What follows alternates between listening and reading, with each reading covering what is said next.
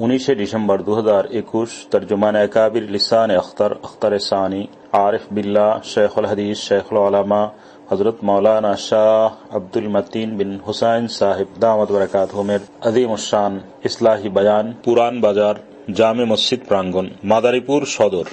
Mobile নিচে নামান, mobile উপরে উঠেন না। মোবাইল যারা রেকর্ডিং করবেন নিচে নামান, এটা তো রেকর্ডিং এর জন্য উপরে উঠানোর দরকার নেই।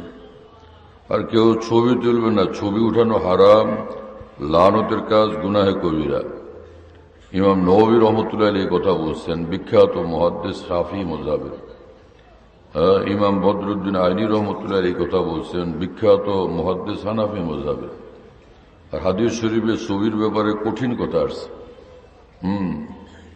রাসূলুল্লাহ সাল্লাল্লাহু আলাইহি ওয়াসাল্লাম বলছেন যে আশাদ্দুন নাসি আযাবান ইয়াউমাল কিয়ামা আল মুসাব্বিরুন, কিয়ামতের দিন সর্বাধিক কঠিন আযাব হবে ওই মানুষদের যারা ছবি তুলে, ছবি অঙ্কন করে।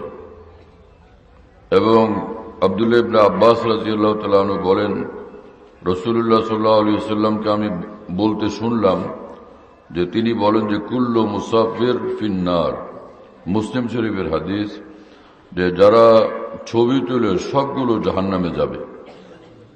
এই কথা আল্লাহ রসুল সাল্লাল্লাহু আলাইহি ওয়াসাল্লাম বলছেন। রাসূলুল্লাহ সাল্লাল্লাহু আলাইহি ওয়াসাল্লামের কথা, তার হেদায়েত, সেটাই তো আমাদের জন্য ইসলাম, দ্বীন, ঈমান, শরীয়ত, জান্নাতের পথ। তা আমরা কেন এইভাবে এই বিভ্রান্তির শিকার হয়ে গেলাম? কি হলো আজকে আমাদের এই ভয়াবহ অবস্থা? কেন? কোরআন কি যথেষ্ট না? সুন্নত কি যথেষ্ট না? আল্লাহ রসুলের কথা আর হেদায়েত কি যথেষ্ট না? কি জান্নাতের পথ খুঁজতেছি আমরা, আল্লাহ পাক জানে। আল্লাহ আমাদেরকে এবং পুরা উম্মতকে এই ফিতনা থেকে হেফাজত করেন। এবং তহাবি শরীফে হাদিস আছে যে ইস্তাযানা জিবরিল আলা রাসূলিল্লাহ সাল্লাল্লাহু আলাইহি ওয়াসাল্লাম, জিবরিল আমিন রাসূলুল্লাহ সাল্লাল্লাহু আলাইহি ওয়াসাল্লামের ঘরে আসার জন্য অনুমতি চাইলেন এবং বললেন, আদখুলু, আমি কি ঘরে প্রবেশ করব? রাসূলুল্লাহ সাল্লাল্লাহু আলাইহি ওয়াসাল্লাম বললেন, উদখুল, প্রবেশ করেন।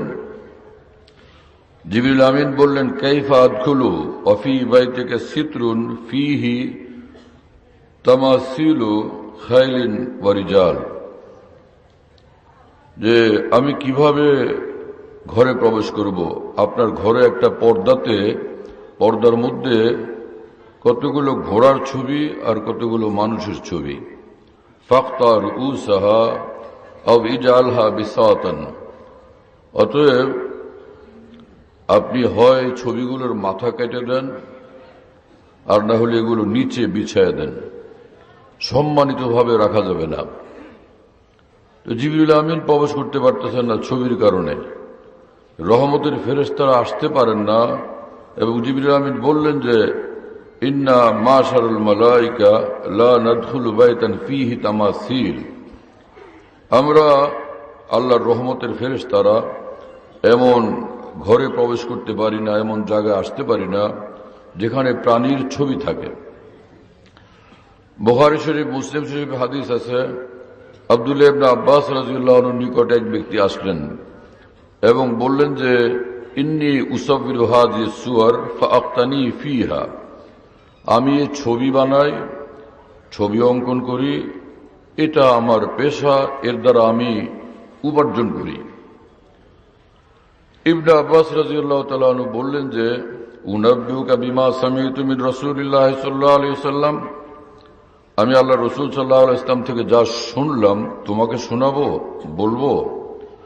সামি'তু রাসূলুল্লাহ সাল্লাল্লাহু আলাইহি ওয়াসাল্লাম ইয়াকুলু কুল্লু মুসাফির ফিন্নার, আমি রাসূলুল্লাহ সাল্লাল্লাহু আলাইহি ওয়াসাল্লামকে বলতে শুনলাম, তিনি বলছিলেন যে যারা ছবি তুলে, ছবি অঙ্কন করে সব জাহান্নামে যাবে।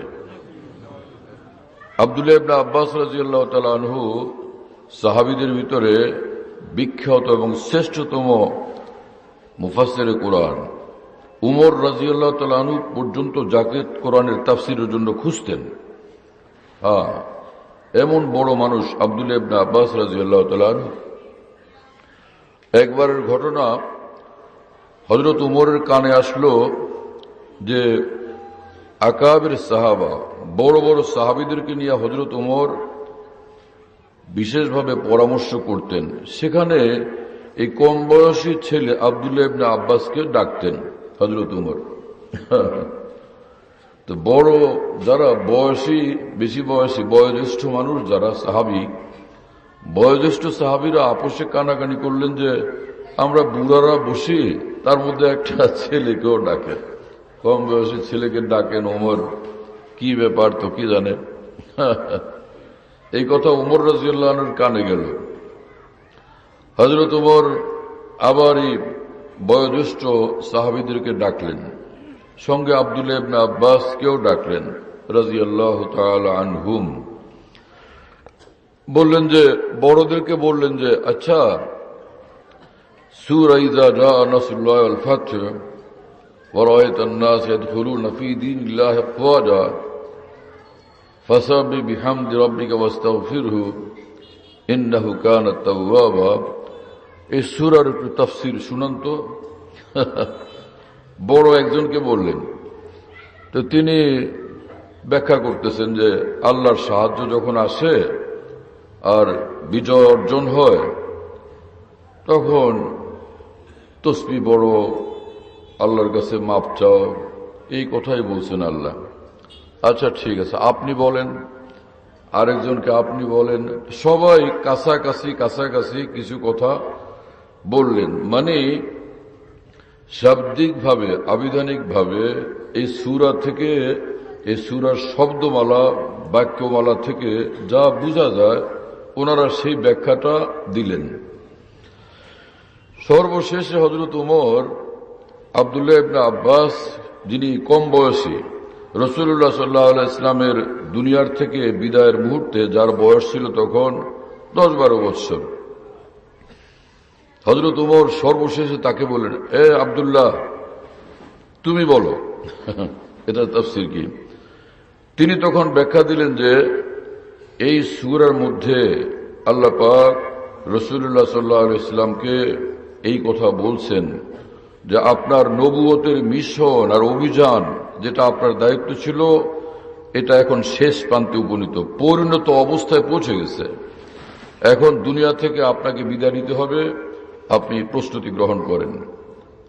প্রস্তুতি গ্রহণের মুহূর্তে আল্লাহ পাক একটা এই আজব, এই শ্রেষ্ঠতম এক পদ্ধতি বাতলাইলেন, যা আপনার রবের কাছে, আপনার রবের গুণগান, আপনার জীবন গুণগান করতে করতে আসেন, আমার নিকট ক্ষমা চাইতে চাইতে আসেন। এই সূরার মধ্যে রাসূলুল্লাহ সাল্লাল্লাহু আলাইহি ইসলামের দুনিয়া থেকে বিদায়ের কথাই আল্লাহ পাক জানাইছেন। হযরত ওমর এই কথা বললে, হযরত আব্দুল্লাহ ইবনে আব্বাস এই ব্যাখ্যা দিলে, তো বড় সব সাহাবীরা এখন চুপচাপ জিম দিয়ে আছেন।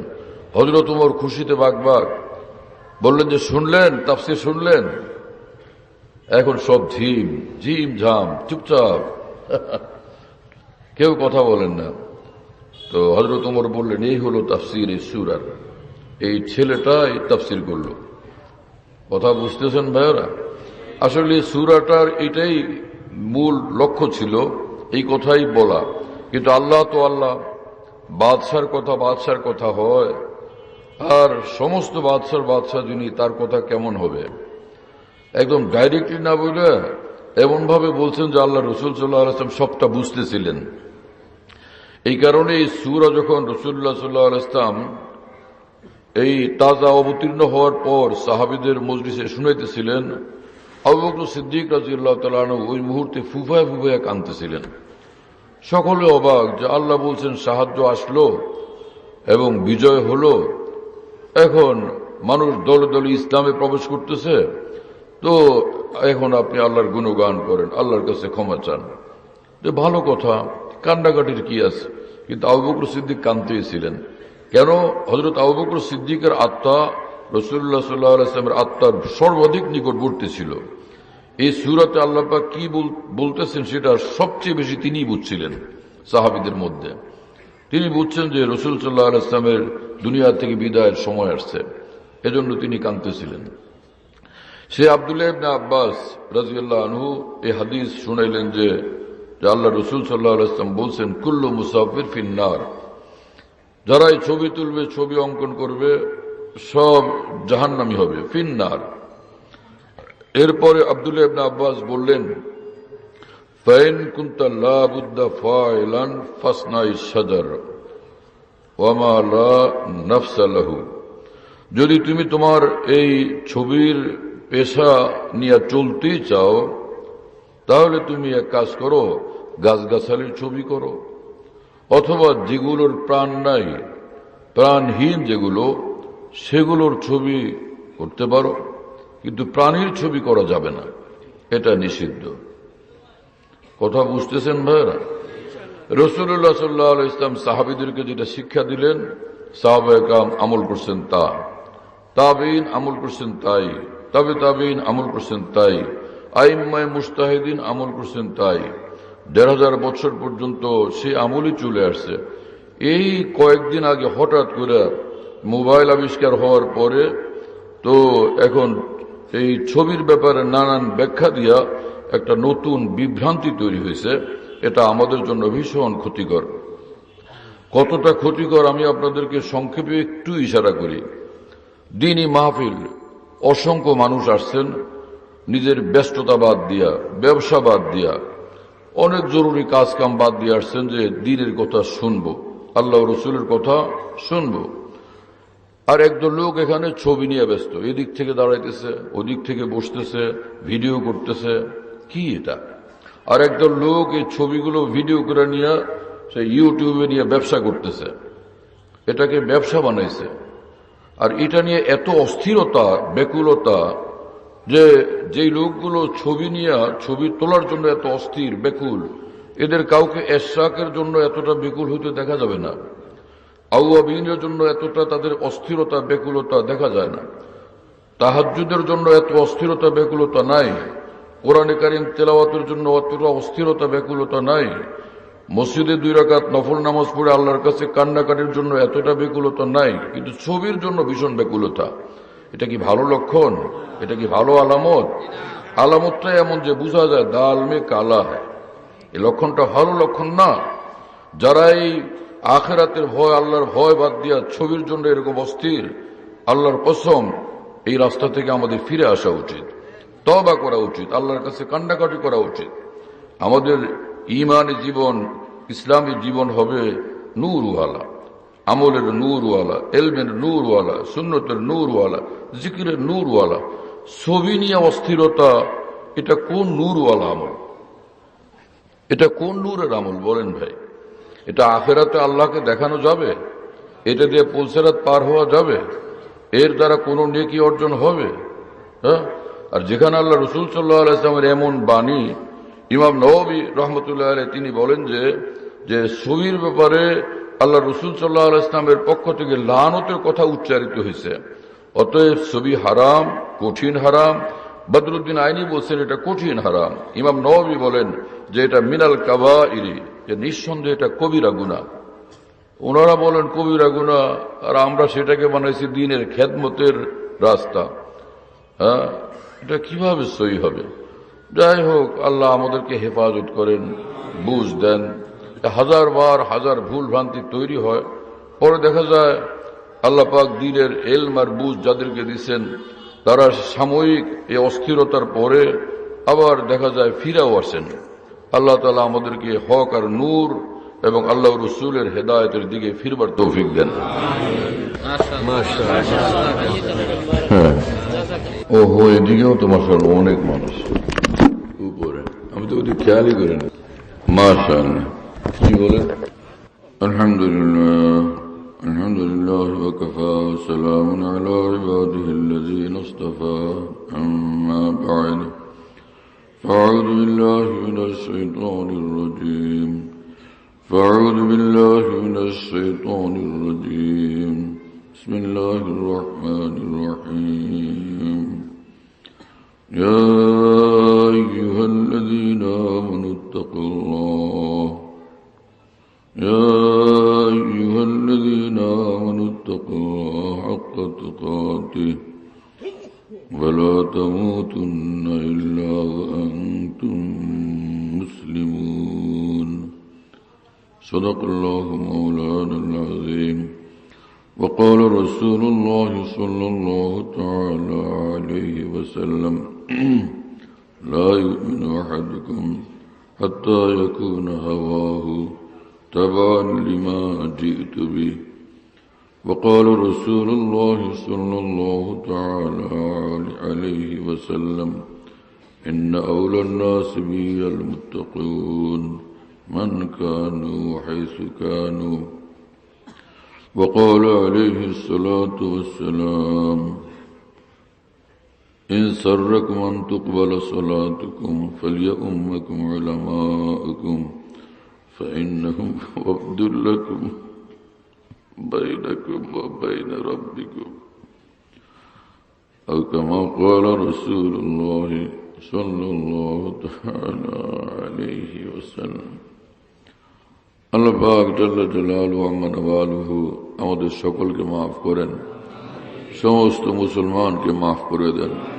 আল্লাহ তাআলা আমাদের সকলকে আল্লাহর মহব্বত, মারিফত, নূরওয়ালা অন্তর, জীবন এবং বন্দিগিওয়ালা জিন্দেগি নসিব করে দেন।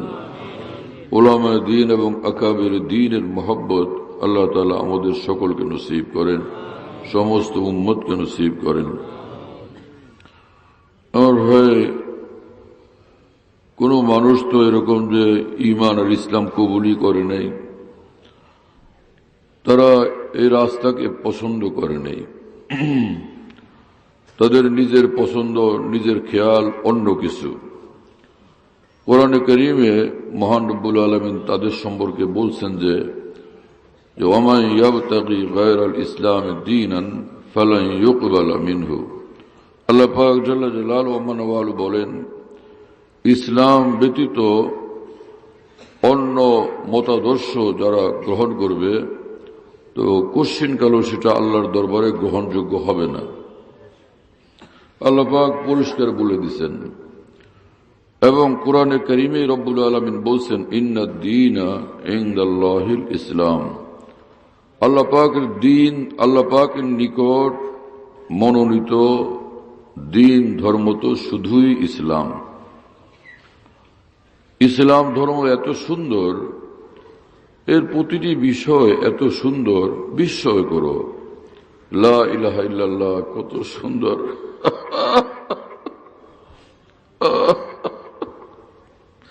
আসমানের মালিক আল্লাহ, জমিনের মালিক আল্লাহ, পৃথিবীটার মালিক আল্লাহ, চন্দ্র সূর্যের মালিক আল্লাহ, পাহাড় পর্বত, নদী নালা, সাগর, সবকিছুর মালিক আল্লাহ। যিনি মালিক তিনি মাবুদ, সবকিছুর যিনি স্রষ্টা, সবকিছুর যিনি মালিক, সবকিছুর যিনি একমাত্র অধিপতি, তিনি মাবুদ, তিনি উপাস্য। তারই ইবাদত করব, তারই বন্দেগী করব। আরব্বান ওয়াহিদান আম আলফা রব্বি আদিনু ইজা তাকাসসামাতিল উমুর। আসমানের এক খোদা, জমিনের এক খোদা, চন্দ্রের এক খোদা, সূর্যের এক খোদা, পাহাড়ের এক খোদা, সাগরের এক খোদা, ভাটার এক খোদা, জোয়ারের এক খোদা, রাতের এক খোদা, দিনের এক খোদা। তো কোনো এক কবি বলেন যে এইরকম যদি হয় তো কত হাজার খোদার আমি পূজা করব, কত হাজার খোদার উপাসনা করব, এটা কিভাবে সম্ভব হবে? এক বাবা মায়ের কথা মাইনা চলতেই আমরা কুলাইতে পারি না। স্ত্রী এক স্বামীকে খুশি করে চলতেই মুশকিল হয়ে যায়। খোদা যদি এত খোদা হয় তাহলে আমাদের উপায় কি হবে? তো কোরআন শরীফে আল্লাহ পাক বলছেন যে লাউ কানা ফীহিমা আলিহাতুন ইল্লাল্লাহু লাফাসাদাতা।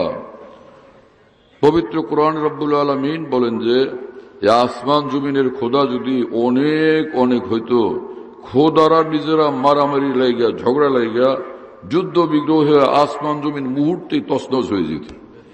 কোরআন শরীফে আল্লাহ পাক নিজে বলছেন। এবং রব্বুল আলামিন বলেন যে আসমানে আমি আল্লাহ, জমিনে আমি আল্লাহ, আমি আল্লাহরই সবকিছু। এবং তিনি বলেন কুল হু আল্লাহু আহাদ আল্লাহুস সামাদ, বলো আমার যিনি আল্লাহ তিনি এক, একক, লা শারীক, তিনি অদ্বিতীয়, তিনি অতুলনীয়, তার কোনো দোসর নাই। আহাদ মানে তিনি এমন একক যে তার কোনো দোসর নেই। as-সামাদ, এবং তিনি সামাদ মানে আল মুস্তাগনি আন কুল্লি আহাদ আল মুহতাজু ইলাইহি কুল্লু আহাদ, যে মহান আল্লাহ তিনি এমন এক সত্তা, কারো কাছে ঠেকানা, কারোই মুখাপেক্ষী না, আর সকলেই তার কাছে ঠেকা, সকলেই সবকিছুর জন্য তার কাছে মুখাপেক্ষী। আল্লাহ কারো কাছে না কোনো খাওয়ার জন্য, পড়ার জন্য, স্বাস্থ্যের জন্য, বাঁচার জন্য, কোনো কিছুর জন্য মুহতাজ না, মুখাপেক্ষী না। আসমান বানাইছেন, আমাদেরকে ডাকতে হয় নাই, কাউকেই ডাকার দরকার নাই। কুন ফায়াকুন, তিনি বললেন যে হও তো হয়ে যায়, হও তো হয়ে যায়। আল্লাহ তো আল্লাহ, আল্লাহকে যারা মানেন তাদেরকে আল্লাহ এত সাহায্য করেন, এতটা মদত পুষ্ট করেন, এতটা শক্তিশালী করেন যে রাসূলুল্লাহ সাল্লাল্লাহু আলাইহি ওয়াসাল্লামের সাহাবীদের একটা দল, তারা সফরের মধ্যে ছিলেন, যুদ্ধে যাইতেছিলেন।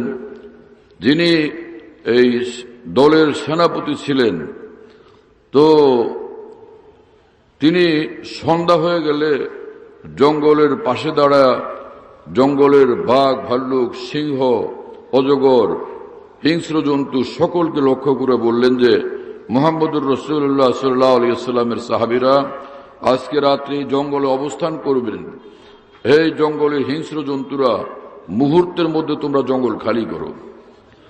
ঐতিহাসিকরা লিখছেন যে মুহূর্তের মধ্যে বাঘ, ভাল্লুক, হিংস্র জন্তু সব জঙ্গল থেকে দ্রুত পালায় চলে যেতেছিল, সব জঙ্গল খালি করে চলে গেছে। শুনতেছেন প্রিয় বন্ধুরা? হ্যাঁ, হরকে তরসাদ আজহাকো তাকওয়া গুজিদ, তরসাদ আজওয়া জিন্নো ইনসু হরকে দিন। আল্লাহকে যে ভয় করে, এইভাবে আল্লাহ সাহায্য করেন যে সে আল্লাহকে ভয় করে যারা, যে পৃথিবীর মাখলুক পর্যন্ত তাদেরকে ভয় করে। রাসূলুল্লাহ সাল্লাল্লাহু আলাইহি ওয়াসাল্লামের সাহাবী খ্রিস্টানদের সঙ্গে যুদ্ধ করতে গেলেন। ওরা আগে থেকে ষড়যন্ত্র করে সব নৌকা এবং জাহাজ সব নদী থেকে সরাই দিছে। সেখানে যাওয়ার পরে দলের প্রধান দেখলেন যে আরে কিছুই তো নাই এখানে, কিভাবে পার হব আমরা?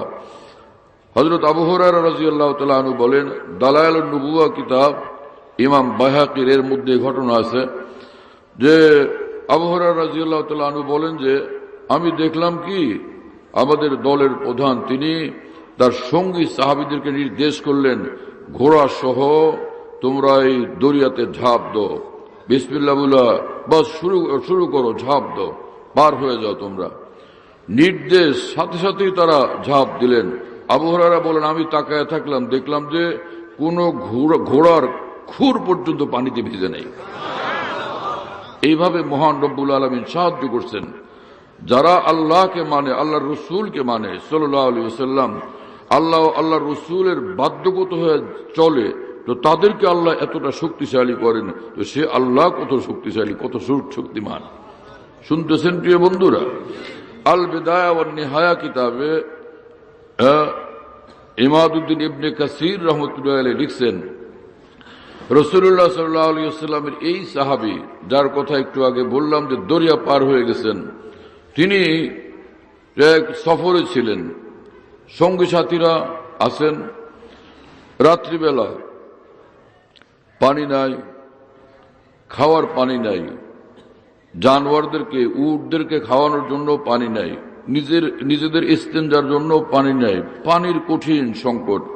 কি উপায়? এরকম সময় তো আল্লাহর কাছে সাহায্য চাওয়া ছাড়া কোনো রাস্তা নাই। ভাই এটা চাদর দাও। আল্লাহর কাছে সাহায্য চাওয়াই একমাত্র রাস্তা। ইয়্যাকা না'বুদু ওয়া ইয়্যাকা নাস্তাঈন, হে আল্লাহ, মাবুদ শুধু আপনি, আপনি রব, আপনি পালেন, আপনি আমাদের প্রতি দয়া করেন। আপনার দয়া, আপনার লালন পালনের দ্বারাই আমাদের জিন্দেগি, এক একটা নিঃশ্বাস আপনার মেহেরবানি, এক একটা মুহূর্ত আপনার মেহেরবানি। এবং আপনি মালিক ইয়াউমিদ্দিন, ইয়্যাকা না'বুদু ওয়া ইয়্যাকা নাস্তাঈন, প্রতিদান দিবসের আপনিই মালিক। কাল কিয়ামতে আর কারো হাতে কোনোই ক্ষমতা নাই, সব ক্ষমতা একচ্ছত্রভাবে শুধুই আপনার। ইয়্যাকা না'বুদু ওয়া ইয়্যাকা নাস্তাঈন, আপনার কাছে আপনারই বন্দেগী করি এবং করব, আপনার কাছেই সাহায্য চাই। মুসলমান তো এমন হওয়া চাই যে প্রতিটি মুহূর্তে আল্লাহর দিকে মুতাওয়াজ্জে, আল্লাহর দিকে তার নজর, আল্লাহর উপরে নজর, আল্লাহর দিকে মুতাওয়াজ্জে, আল্লাহর দিকে আকৃষ্ট, দেহ জমিনে, রূহ আসমানে। কথা বুঝতেছেন প্রিয় বন্ধুরা? আল্লাহ তাআলা আমাদেরকে তৌফিক দান করেন। হ্যাঁ, এই সাহাবী তারা তায়াম্মুম করলেন এবং ফজর নামাজ পড়লেন। একজনকে বললেন আজান দাও, আজান দিলেন। এই সাহাবী নিজে ইমাম হয়ে নামাজ পড়াইলেন। নামাজের পরে দোয়া শুরু করলেন। ফজরের নামাজ পড়ানোর পরে দোয়া শুরু করলেন পানির জন্য। দোয়া করতেই আছেন, কাঁদতেই আছেন, অনেক লম্বা সময় যাবৎ দোয়া করতেছেন। দোয়ার মাঝখানে এদিকে তাকায় বললেন যে পানির কোনো ব্যবস্থা হয়েছে? ওনারা এদিক ওদিক দেখে বললেন যে এখনো কোনো ব্যবস্থা হয়নি। আবার ওই দোয়ার মধ্যেই মশগুল আছেন। আল্লাহ আল্লাহ আল্লাহ, ইন্নাল্লাহ ইউহিব্বুল মুলহিনা ফিদ দুআ। রাসূলুল্লাহ সাল্লাল্লাহু আলাইহি ওয়াসাল্লাম বলেন, বান্দারা যখন নাছোড় হয়ে আল্লাহকে ধরে, আল্লাহ পাক তাদেরকে প্রিয় পাত্র বানায় নেন। যে তোমরা আমার দুয়ারে এমন ধরা ধরছো আর পড়ছো, দুয়ার তো ছাড়বাই না। এতে আল্লাহ পাক তাদেরকে এতটা পছন্দ করেন, একদম নিজের প্রিয় পাত্র বানায় নেন। ইউহিব্বুল মুলহিনা ফিদ দুআ। কথা শুনতেছেন প্রিয় বন্ধুরা? তো দোয়াকে লোকেরা মামুলি জিনিস মনে করে। নামাজ পড়লো একটুখানি সংক্ষিপ্ততম, মানে কি অবস্থা যে একদম একটু কথা বলি ঝটপট। অনেক ইমাম সাহেবের অবস্থা আশ্চর্য লাগে দেখলে, কিছু কথা শিখে নিছে মুখস্থ, ওই এক দুইটা শব্দ বলে ওর ভিতরে আল্লাহর কাছে চাওয়ার কোনো কথাই নেই। যা আল্লাহ আমাদেরকে ঈমান দেন, নূর দেন, জান্নাত দেন, জাহান্নাম থেকে বাঁচান, খালি এতটুকু যদি বলা হইতো, হে আল্লাহ আমাদেরকে জান্নাত দেন, জাহান্নাম থেকে বাঁচান, আমিন ইয়া রাব্বাল আলামিন, অনেক বড় কাজ হয়ে যেত। কিন্তু ওনারা কি জন্য জানি, কোন ভয়ে, কি অস্পষ্টতার কারণে সংক্ষিপ্ত এমন একটা দোয়া করেন যে দোয়ার মধ্যে আল্লাহর কাছে চাওয়ার কোনো বিষয় থাকে না। মুখস্থ একটা কথা বলে অনেকেই শেষ করে দেন। আমি এই বিষয়ে কথা বাড়াইতে চাই না, ইলমি বিষয় তো। যাই হোক, তো এখানে তো আল্লাহর কাছে চাওয়া উচিত, আল্লাহ আমাকে ঈমানে কামিল দেন, নূরে কামিল দেন। হ্যাঁ, আল্লাহর কাছে চাওয়ার ব্যাপারে এরকম গাফলতি কেন, এরকম বেখেয়ালি কেন? এরকম একেবারেই আমাদের এরকম একটা দুর্বলতা, এই অবস্থা কি জন্য? হ্যাঁ, এখানে তো সজাগ হওয়া উচিত, সচেতন হওয়া উচিত, আগ্রহান্বিত হওয়া উচিত, অত্যন্ত অনুরাগী হওয়া উচিত কিছু পাওয়ার জন্য, কিছু নেওয়ার জন্য। হাকিমুল উম্মত মাওলানা আশরাফ আলী থানভী রহমতুল্লাহ আলাইহির বিখ্যাত খলিফা ডাক্তার আব্দুল ইসাক রহমতুল্লাহ আলী তিনি বলতেন, বান্দা যখন আল্লাহর নিকট হাত তুলে আল্লাহ আমার কিছু দেন, তার দুই হাত তখন এত দামি হয়, 7 আসমান জমিন হাতের নিচে থাকে, তার হাতের সামনে শুধু আল্লাহই আল্লাহ থাকেন। আমার প্রিয় বন্ধুরা, আল্লাহর কসম, যে আল্লাহর কাছে হাত তোলে দুনিয়ার সমস্ত রাজা বাদশাদের চেয়ে তার মর্তবা বড় হয়ে যায়। এবং যে আল্লাহর নিকট হাত পাতে, তার পায়ের তলার ধুলা রাজমুকুট এবং সিংহাসনের চেয়ে বেশি দামি হয়ে যায়। কি হলো আজকে আমরা চাইতেও পারি না, চাওয়াও শিখি নাই। এর কারণ হলো যে খাঁটি উলামায়ে দ্বীনের নিকট থেকে, আল্লাহ ওয়ালা উলামায়ে দ্বীনের নিকট থেকে দিন শেখার এই সবক আমরা ভুলে গেছি। আর আমাদের অনেকেরই এরকম অভ্যাস হয়ে গেছে, কোন রকম দাওরায়ে হাদিস পাশ করতে পারলে আমি আলেম, আল্লামা, নায়েবে রাসূলের জন্য সনদ পেয়ে গেলাম। এটা কি সঠিক ধারণা? শেখ আব্দুল কুদ্দুস গঙ্গুই রহমতুল্লাহ আলাইহির কথা হাকিমুল উম্মত মাওলানা আশরাফ আলী থানভী রহমতুল্লাহ আলাইহি লিখছেন যে ভারতের বিখ্যাত বুজুর্গ শেখ আব্দুল কুদ্দুস গঙ্গুই রহমতুল্লাহ আলাইহি তিনি বলতেন, অনেকেই বলে এই কথাটা হযরত বড় পীর জিলানী বলছেন, কিন্তু হযরত থানভী বলেন মূলত এটা শেখ আব্দুল কুদ্দুস গঙ্গুই রহমতুল্লাহর কথা হইতে পারে। তিনিও বলছেন। তো তিনি বলেন যে, হে আলেমে দ্বীন, তোমার ইলমে দ্বীনের একটা কোর্স কমপ্লিট করার পর সাথে সাথে গিয়া তুমি মঞ্চে বসে যাও না, স্টেজে বসে যাও না, মিম্বরে মেহরাবে এবং দর্শের মসনদে বসে যাও না, যাও কোন আল্লাহর ওলির কাছে যাও, গিয়া সে যা ইলম শিখলে সেই মোতাবেক আমলি জিন্দিগি বানাও, নূরওয়ালা অন্তর বানাও, জীবন বানাও, আরশ আযমের মালিকের সঙ্গে নিবিড় সম্পর্কের বন্ধন পয়দা করো। এরপরে তুমি স্টেজে উঠো, মঞ্চে উঠো, মিম্বরে মেহরাবে বসো, তোমার জবান থেকে নূরের দরিয়া প্রবাহিত হবে। হযরত থানবীর খলিফা খাজা আজিজুল হাসান মুরজুব रहमतुल्लाह अलैह बोलें जे जो चुप बैठो तो एक कुएं गरा मालूम होता हूं और जो लब खोलो तो एक दरिया रवा मालूम होता हूं। हकीमुल उम्मत मौलाना থানবীর সোহবতের বরকতে আল্লাহ পাক আমাকে এত বড় নিয়ামত দিয়েছেন, আমি যেখানে চুপচাপ বসে থাকি আমি অনুভব করতে থাকি আল্লাহ পাক নিজ দয়াতে আমাকে নূরের গগন চুম্বী এক বিশাল পাহাড় বানিয়ে দিয়েছেন।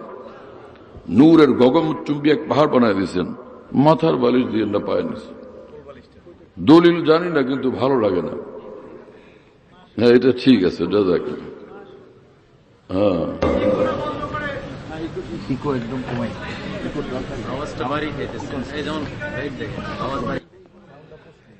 ইকো বন্ধ করো ভাই, এখন বোঝা যাবে। হ্যাঁ, তিনি বলেন যে আউলিয়া কেরাম যারা, আচ্ছা সূর্য আকাশে যখন উদয় হয় সে কি মনে করবে যে আমি অমাবস্যা? সূর্য নিজের অমাবস্যা মনে করবে কিভাবে? যে পুরুষ সে কি মনে করতে পারে? ভাই আমি কি পুরুষ না নারী? ভাইজান আমি কি, আপনি বুঝতেছেন? এরকম কেউ মনে করবে? তো যার দুই চোখ আছে সে কি মনে করবে আমি কি চোখ আছে না, আমি কি অন্ধ?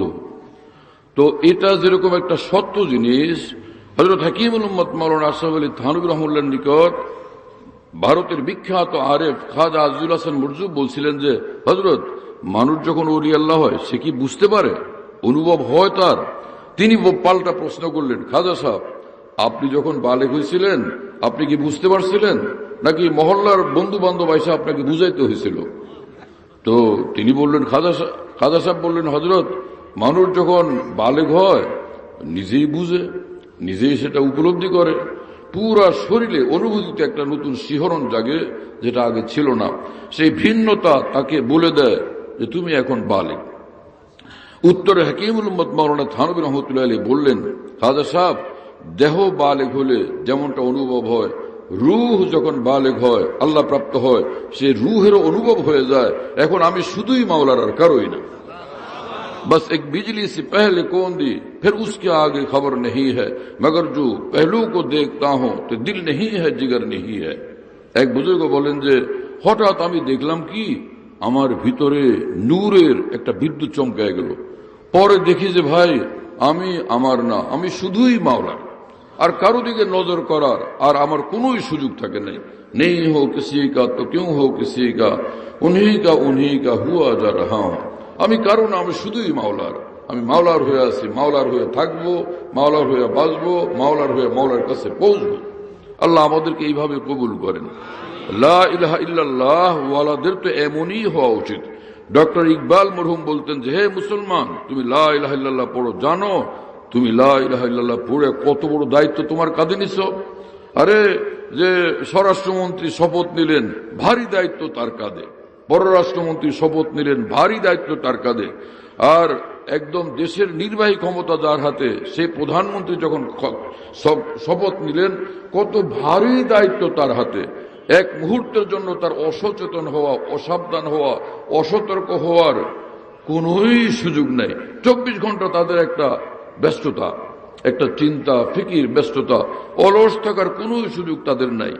তো একটা দেশের দায়িত্ব নিলে, যদি একটা দেশের দায়িত্ব পালনের শপথ নিলে যদি তার এত কর্মব্যস্ততা, এত দায়িত্বপরায়ণতা, আসমান জমিনের মালিককে তুমি তোমার মাবুদ বললা, তার সঙ্গে সম্পর্কের বন্ধন পয়দা করলা লা ইলাহা ইল্লাল্লাহর মাধ্যমে, তাহলে তোমার দায়িত্ব কতটা, তোমার দায়িত্ব তাহলে কতটা ভারী সেটা তুমি খেয়াল করো।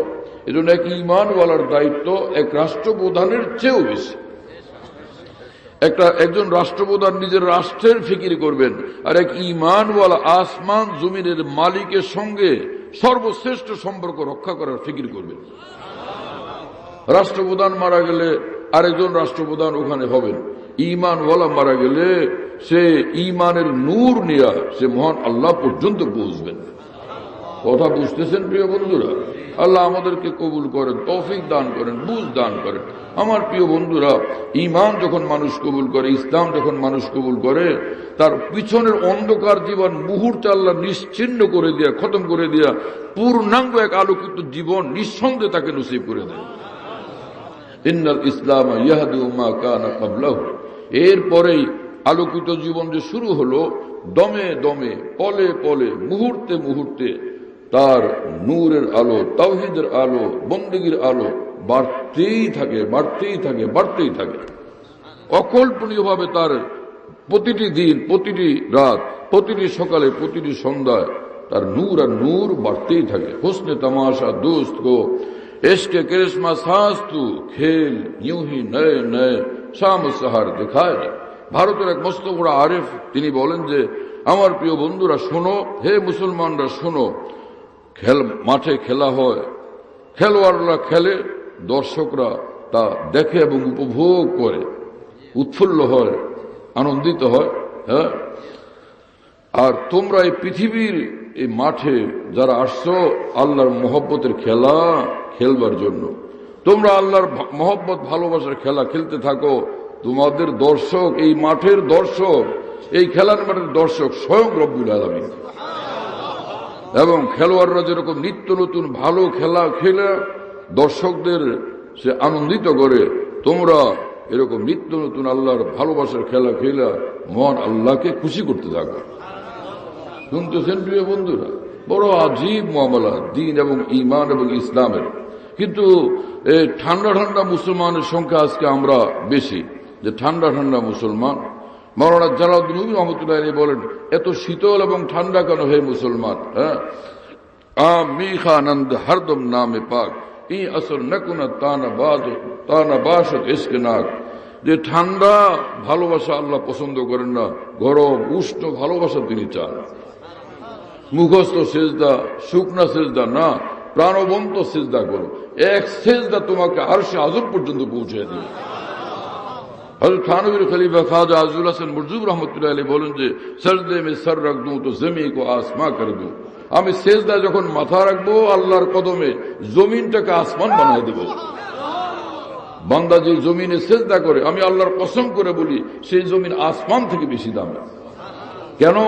কারণ হাদিস শরীফে প্যারা নবী মুহাম্মদুর রাসূলুল্লাহ সাল্লাল্লাহু আলাইহি ওয়াসাল্লাম বলছেন, ইন্নাল আবদা ইয়াসজুদু আলা কদমাইর রহমান। বান্দা যখন সেজদা করে আল্লাহ পাকের কদমের উপর সেজদা করে। তো জমিন শ্রেষ্ঠ না আল্লাহ পাকের কদম শ্রেষ্ঠ? শুনতেছেন প্রিয় বন্ধুরা? আর এর থেকে বেশি আর কি বলবো? এর থেকে বেশি বলার তো কোনো উপায় নেই, এখানে ব্রেক লাগানো জরুরি।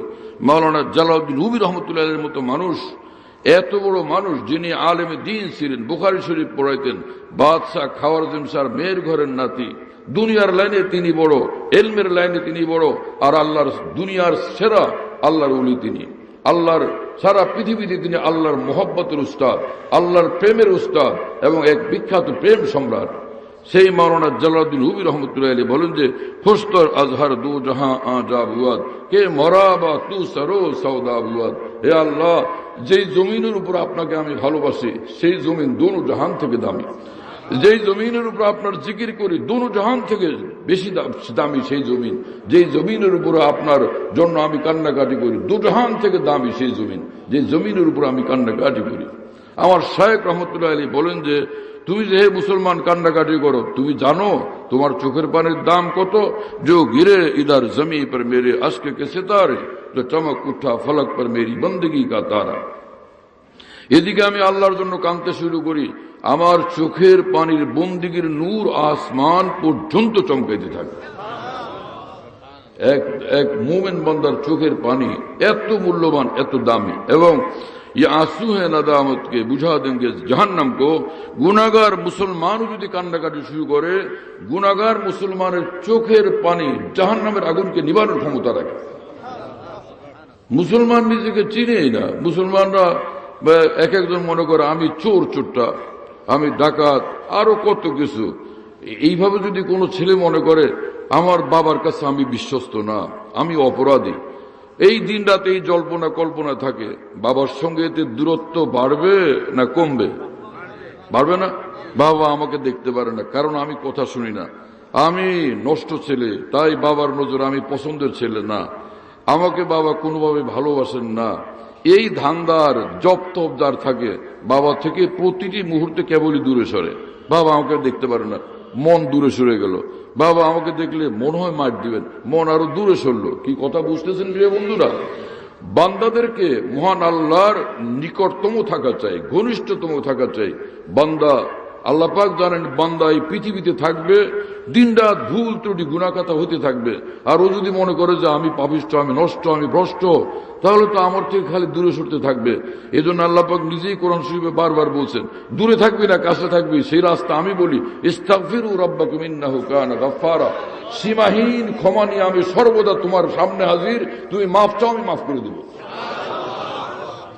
আপনারা আমার কথা বিশ্বাস করতেছেন কিনা? আমি যেই কথাই বলবো আলহামদুলিল্লাহ সব কোরআন হাদিসের প্রমাণ সহকারে ইনশাআল্লাহ। যে কোনো কথা সবগুলো কোরআন হাদিসের প্রমাণ থাকলে বলবো, আর না হলে বলবো না ইনশাআল্লাহ।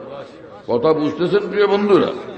হ্যাঁ, কি আর বলবো। হ্যাঁ, আরে দুনিয়াতে নবী রসুলগণ নিষ্পাপ। নবী রসুলরা পাপী না নিষ্পাপ? সব নবী রসুল নিষ্পাপ, তাদের কোনো পাপ নাই। তো নবী রসুল নিষ্পাপ, তো এরপরে বাকি কারো নিষ্পাপ থাকার কথা কি ঘোষণা করছেন রাসূলুল্লাহ সাল্লাল্লাহু আলাইহি ওয়াসাল্লাম? এটা বলছেন কোন জায়গাতে?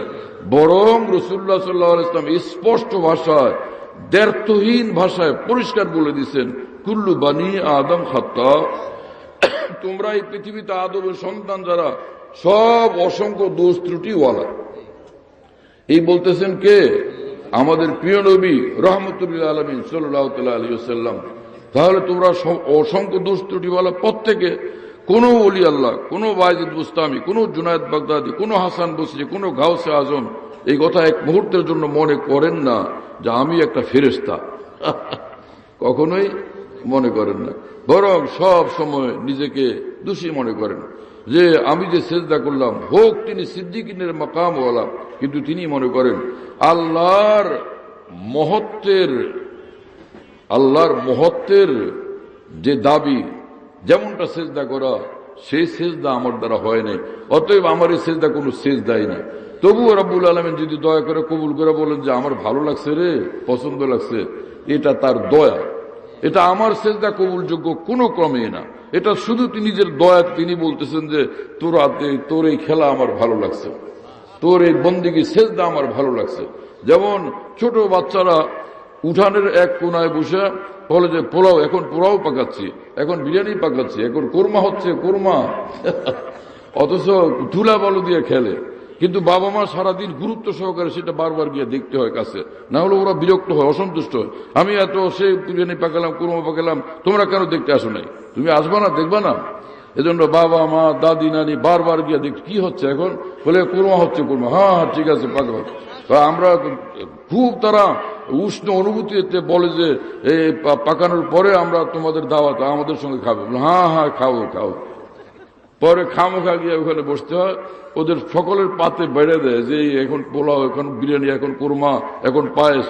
এক একটা খামোখাই নাড়াচাড়া ফেরে বলতো ও হো দারুণ মজা, ও হো দারুণ মজা। কি কথা বুঝতেছেন? ঠিক পৃথিবীতে আল্লাহর বান্দাদের বন্দেগীর দশা এমনটা যে কোন রকম আল্লাহ পাকের হুকুম পালন একটু এই টুটা ফুটা চেষ্টা, কিন্তু রব্বুল আলামিন এটা দিকে বলেন বহুত সুন্দর, বহুত চমৎকার তোমার ইবাদত, ইন্নাল্লাহ মাল মুহসিনিন। তুমি এমন সুন্দর ইবাদত করছো, এমন সুন্দর ডাকছো আমাকে, আমি খুব খুশি, তোমার জন্য জান্নাতুল ফিরদাউস। কি আশ্চর্য কোরআন! কি হলো কোরআনের কথা আমরা বলতে জানি না, হাদিস শরীফের কথা বলতে জানি না। আল্লাহ তাআলা আমাদেরকে তৌফিক দেন এবং কবুল করেন। আকাবের দ্বীনের নুমায়ান্দিগি, আকাবের দ্বীনের প্রতিনিধিত্ব আমাদের জীবনে, জবানে, আচরণে যেন ফুটে উঠে, প্রতিফলিত হয়। তবে আমরা সচ্চা নায়েব রাসূল হতে পারবো ইনশাআল্লাহ তাআলা। তখনই আমাদের দ্বারা দ্বীনের খেদমত হবে। খালি কতগুলো কথা বললেই কি দ্বীনের খেদমত হয়ে যায়? হ্যাঁ, ইমাম শাফি রহমতুল্লাহ আলাইহি বলেন, ইমাম মুহাম্মদ রহমতুল্লাহর জীবনীতে এই ঘটনা আছে। ইমাম শাফি রহমতুল্লাহ আলাইহি বলেন, আমার উস্তাদ হানাফি মাযহাবের বিখ্যাত ইমাম মুহাম্মদ রহমতুল্লাহ আলাইহি, তিনি যখন আল্লাহর দ্বীন সম্পর্কে কোনো কথা বলেন, আমার মনে হয় কি যেন এই মাত্র তার জবানের উপর কোরআনে কারীম নাযিল হইতেছে। এতটা বিস্ময়কর, কান্নাল কুরআন উনজিলা আলাইহি, যেন কোরআন নাজিল হলো তার উপরে, এমনটা আমার মনে হয়। কথা বুঝতেছেন প্রিয় বন্ধুরা? দ্বীনের খেদমত করার জন্য আমাদের এমনটা নূরওয়ালা হওয়া চাই। আল্লাহ তাআলা কবুল করেন সেরকম হওয়ার জন্য আমাদেরকে তাকওয়া দরকার, কোন আল্লাহ ওয়ালার সোহবতের তরবিয়ত দরকার, আর আকাবির দ্বীনের পথে অবিচল থাকা দরকার। তবে এই দৌলত নসিব হবে ইনশাআল্লাহ তাআলা। কথা বুঝতেছেন প্রিয় বন্ধুরা? হ্যাঁ, হাকিমুল উম্মত মাওলানা আশরাফ আলী থানভী রহমাতুল্লাহর বিরুদ্ধে লিখতেছিলেন ব্রিটিশ আমলে একটা মানুষ, পত্রপত্রিকা লিখতেন, অথচ তিনি জগৎ বিখ্যাত বিশ্বকাপানো আলেম দ্বীন আল্লামা সৈয়দ সুলাইমান নদভী। কথা বুঝতেছেন আপনারা? পত্রিকায় রীতিমতো লিখতেন তিনি মাওলানা আশরাফ আলী থানভী রহমাতুল্লাহর বিরুদ্ধে। আমি যখন কিতাবে এই কথাগুলো পড়লাম, আমি নিজেকে বুঝাইতে পারলাম না, দুনিয়ার কারো কাছে আমি বলতেও সাহস পেলাম না যে এত বড় মানুষের কাছে নামে কিছু বলে আমি না উল্টা পিটান খাই। কথা বুঝেন নাই? তা হযরত থানভীর সোহবত প্রাপ্ত দারুল দেওবন্দে পড়ুয়া বিখ্যাত আলেম দ্বীন আমাদের দেশের আমার উস্তাদ মাওলানা আব্দুল মজিদ ঢাকু হুজুর রহমতুল্লাহ আলাইকে একদিন ঢালকানো করে আমি বললাম যে হুজুর, এই যে মাওলানা সৈয়দ সুলাইমান নদভী হযরত থানভীর বিরুদ্ধে লিখতেন পত্রিকায়, এটা কি সত্য নাকি? হুজুর হাসলেন এবং বললেন যে আরে উনি যে লিখতেন পত্রিকা, আমি তো এগুলো পড়তাম, আমি দুই চোখে দেখছি তো, পড়ছি তো। এখন হুজুর এরকম, আর কি বলবা, এইরকমই। কিন্তু সে আল্লামা সৈয়দ সুলাইমান নদভী তিনি হাকিমুল উম্মত থেকে দূরে, মাওলানা আব্দুল বারী নদভী তিনি হাকিমুল উম্মত থেকে দূরে। তো তিনি একজন ইতিহাসবেত্তাও। একবার তিনি মনে মনে ভাবলেন যে দেখে আসি লোকটাকে কেমন মানুষ, মানুষের কাছে শুনে তো তার ব্যাপারে অনেক কিছু বুঝলাম, লিখলাম, এক নজর দেখে আসি, সাক্ষাৎ করে আসি। একবার রওনা হয়ে গেলেন থানা ভবন হাকিমুল উম্মত থানভীর নিকট। গিয়া সেখানে পৌঁছছেন, গিয়া দেখেন যে হযরত থানভীর আরেক বিরোধী মাওলানা আব্দুল বারী নদভী তিনিও সেখানকাতে। তো মাওলানা আব্দুল বারী নদভী বললেন যে আপনি এখানে? বললেন যে আমি একটা কাজে আসছিলাম, পরে ভাবলাম যে মাওলানার সঙ্গে দেখা করে যাই।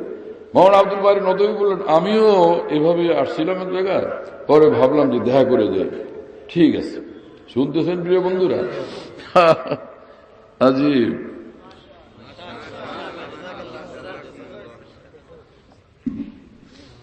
হ্যাঁ, আল্লামা সৈয়দ সুলাইমান নদভী যিনি আজকে আসলেন, হযরত থানভী কথা বলেন, বয়ান করেন, কাছে বসেন, বসে থাকেন, শোনেন। একবার দুইবার কয়েকবার মজলিসে বসলেন। এক মজলিসে বসলেন, এতটা হৃদয় মন আন্দোলিত, আলোড়িত, প্রভাবিত হলো, বিগলিত হলো যে তিনি মজলিস শেষে যখন উঠলেন নিজেকে সামলাইতে পারতেছিলেন না, একটা খাম্বাকে জড়ায় ধরলেন, নিজেকে ধরে রাখার জন্য খাম্বাকে জড়ায় ধরে এইরকম কাঁদতেছিলেন আর কাঁপতেছিলেন। কাঁদতে কাঁদতে তিনি স্বতঃস্ফূর্ত তাৎক্ষণিক কবিতা আবৃত্তি করতেছিলেন, নিজের কবিতা, জানে কিস আন্দাজ সে তকরীর কি ফির না পয়দা শুবহায়ে বাতিল হুয়া।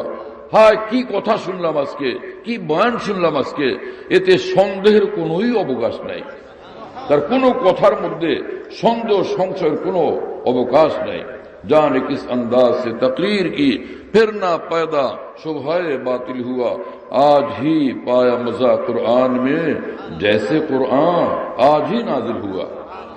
আজকে তো আমি কোরআনের সত্যিকার মজা পাইলাম, এমনটা আমার কাছে মনে হলো কি যেন তার উপরে এই মাত্র কোরআন নাজিল হলো।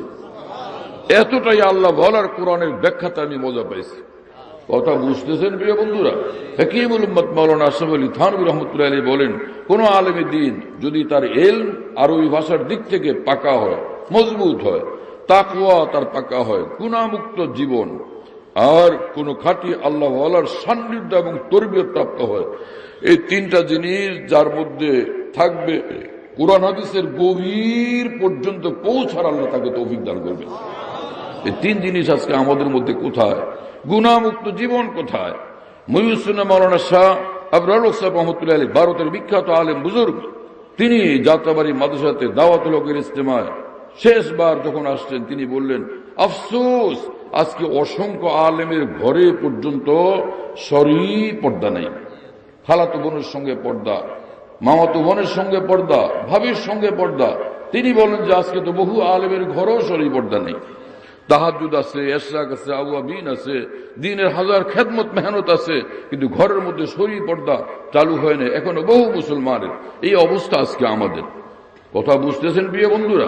প্রিয় নবী মুহাম্মদুর রাসূলুল্লাহ সাল্লাল্লাহু আলাইহি সাল্লাম বলেন, মানুষ মনে করে অমুক আমার ঘনিষ্ঠ, অমুক আমার ঘনিষ্ঠ, আমার বংশের লোকেরা আমার ঘনিষ্ঠ।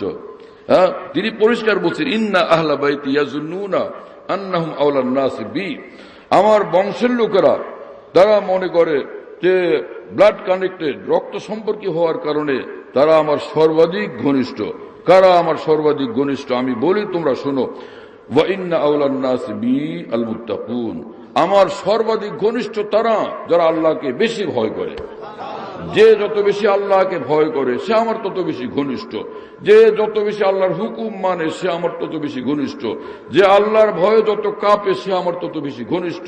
যার জীবন যতটা গুনাহমুক্ত সে আমার তত বেশি ঘনিষ্ঠ। এরপর তিনি বলেন, ইন্না আওলান নাস বি আল মুত্তাকুন মান কানু।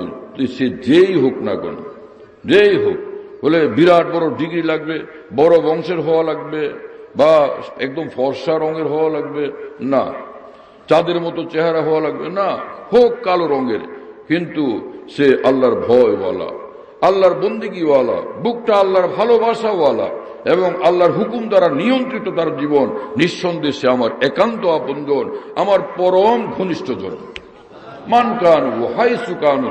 এবং সে মক্কায় থাকা লাগবে, মদিনায় থাকা লাগবে তবে ঘনিষ্ঠ না, হাইসু কানু, দুনিয়ার যে কোনো প্রান্তেই থাকুক, যে আমার আল্লাহর ঘনিষ্ঠ সে আমারও ঘনিষ্ঠ। শুনতেছেন প্রিয় বন্ধুরা? বিখ্যাত আলেমে দ্বীন মুফতি শফি সাহেব রহমতুল্লাহ আলাইহি, তাফসীর মারিফুল কোরআনের লেখক, তিনি হজ উমরা করতে যাইতেন, মদিনা শরীফও যাইতেন। রাসূলুল্লাহ সাল্লাল্লাহু আলাইহি ওয়াসাল্লামের রওজা শরীফের জিয়ারতের জন্য আল্লাহ রাসূল সাল্লাল্লাহু আলাইহি ওয়াসাল্লামের রওজার সামনে মানুষ দলে দলে যখন হাজির হয়, তিনি ওইদিকে তাকায় থাকতেন, কিন্তু একদমই রওজার সামনে গিয়া দাঁড়াবেন এমনটা তার হিম্মত লাগতো না। হারগুলের রঙ্গ বুয়ে দিগারাস, এক এক ফুলের এক এক রঙ। তিনি এভাবে সামনে যাইতে সাহস পেতেন না, ভাবতেন যে আমি কে, আমি কি, আর আমার জিন্দেগি কি, এইভাবে আমি এই জীবন নিয়ে আমার প্রিয় নবী সাল্লাল্লাহু আলাইহি ওয়াসাল্লামের সামনে কিভাবে দাঁড়াই। আল্লাহর ভয় তার মধ্যে এতটা ছিল। ইন্নামাল মুমিনুনা ইযা যুকিরাল্লাহ ওয়াজিলাত কুলুবুহুম ওয়া ইযা তুলিয়াত আলাইহিম আয়াতুহু যাদাতহুম ঈমানা ওয়া আলা রাব্বিহিম ইয়াতাওয়াক্কালুন। মহান রব্বুল আলামিন বলেন, যারা মুমিন, ঈমান যাদের বুকে সিনাতে, তাদের অবস্থা তো এমন হয় আমার নাম শুনলেও তারা কম্পিত হয়। আমার নাম শুনলে, আমার জিকির শুনলে, আমার কথা শুনলে তারা কম্পিত হয়। আমার মাওলার নাম শুনলাম, আমার মাওলার কথা শুনলাম। কথা বুঝতেছেন প্রিয় বন্ধুরা? কি বলা, যুকিরাল্লাহ ওয়াজিলাত কুলুবুহুম ওয়া ইযা তুলিয়াত আলাইহিম আয়াতুহু। আল্লাহর কোরআন থেকে কোন আয়াত যখন পড়া হয়, যাদাতুহুম ঈমানা, প্রতিটি আয়াত তাদেরকে আল্লাহর দিকে টানে, প্রতিটি আয়াত তাদেরকে আল্লাহ পর্যন্ত পৌঁছাইতে থাকে, উড়ে নিয়ে যেতে থাকে আসমানের দিকে, আরশ আযমের দিকে। ওয়া আলা রাব্বিহিম ইয়াতাওয়াক্কালুন। দুনিয়ার যেখানেই থাকে এরা, তারা বলে যে আমার কোনো টেনশন নাই, আমার এক আল্লাহ আছেন, তার উপর ভরসা, তিনি আমার জন্য যথেষ্ট, তিনি থাকতে আমার ভয় কিসের। জিসকো খোদা রাখে উসকো কौन চাকে, যাকে আল্লাহ রক্ষা করেন কে তার কোনো তিন মাত্র ক্ষতি করতে পারে। ওয়া আলা রাব্বিহিম ইয়াতাওয়াক্কালুন আলাইসাল্লাহু বিকাফি আবদা। আল্লাহ পাক পবিত্র কোরআনে বলেন, হে বান্দা, তোমার জন্য আমি আল্লাহ যথেষ্ট না? আল্লাহ পাক নিজে বলেন। আল্লাহর বান্দার জন্য আল্লাহ কি যথেষ্ট না? আল্লাহ পাক নিজে বলেন। তাহলে আল্লাহর বান্দা হওয়া চাই কিনা আমার প্রিয় বন্ধুরা? এজন্য বান্দা হওয়ার মতো জিন্দগি বানায়। তু বরায়ে বন্দেগি হ্যায় ইয়াদ রাখ, বারে সর আফগন্দগি হ্যায় ইয়াদ রাখ, चंद रोजा जिंदगी है याद रख, वरना फिर शर्मिंदगी है याद रख, कर ले जो करना आखिर मौत है, एक दिन मरना आखिर मौत है। হে মানুষ, তোমার জীবন আল্লাহর বন্দেগীর জন্য, আল্লাহর বন্দেগীর জন্যই তোমার জিন্দেগি। সময় কম, জলদি প্রস্তুতি নাও, সামান জোগাড় করো, সম্বল জোগাড় করো সেই লম্বা পথে পাড়ি দেওয়ার জন্য। কারণ হঠাৎ ডাক আসবে তো রওনা হবে সাথে কি নিয়ে, সেটা এখনই খেয়াল করো। উঠো, প্রস্তুতি নাও, সজাগ হও, ঘুম থেকে উঠো, কাজ করো। अल्लाह ताला आमदर के कबूल करें। तू हो किसी भी हाल में मौला से लव लगाए जा, कुदरत जुल जलाल में क्या नहीं गिड़गिड़ाए जा। भाई তুমি যে অবস্থায় আছো, যত নষ্ট ভ্রষ্ট পতিত অবস্থায় আছো, আর দেরি করো না। আল্লাহ অপেক্ষায় তোমার ডাকতেছেন বারবার, আয় ফিরে আয়, বাজ আ বাজ আ। আর উনচে হাস্তি বাজ আ, গর কাফর গবর বুত পরস্তি বাজ আ। এই দরগাহে মা দরগাহে নবী দিনে সদবার আগর তওবা শিকস্তি বাজ আ।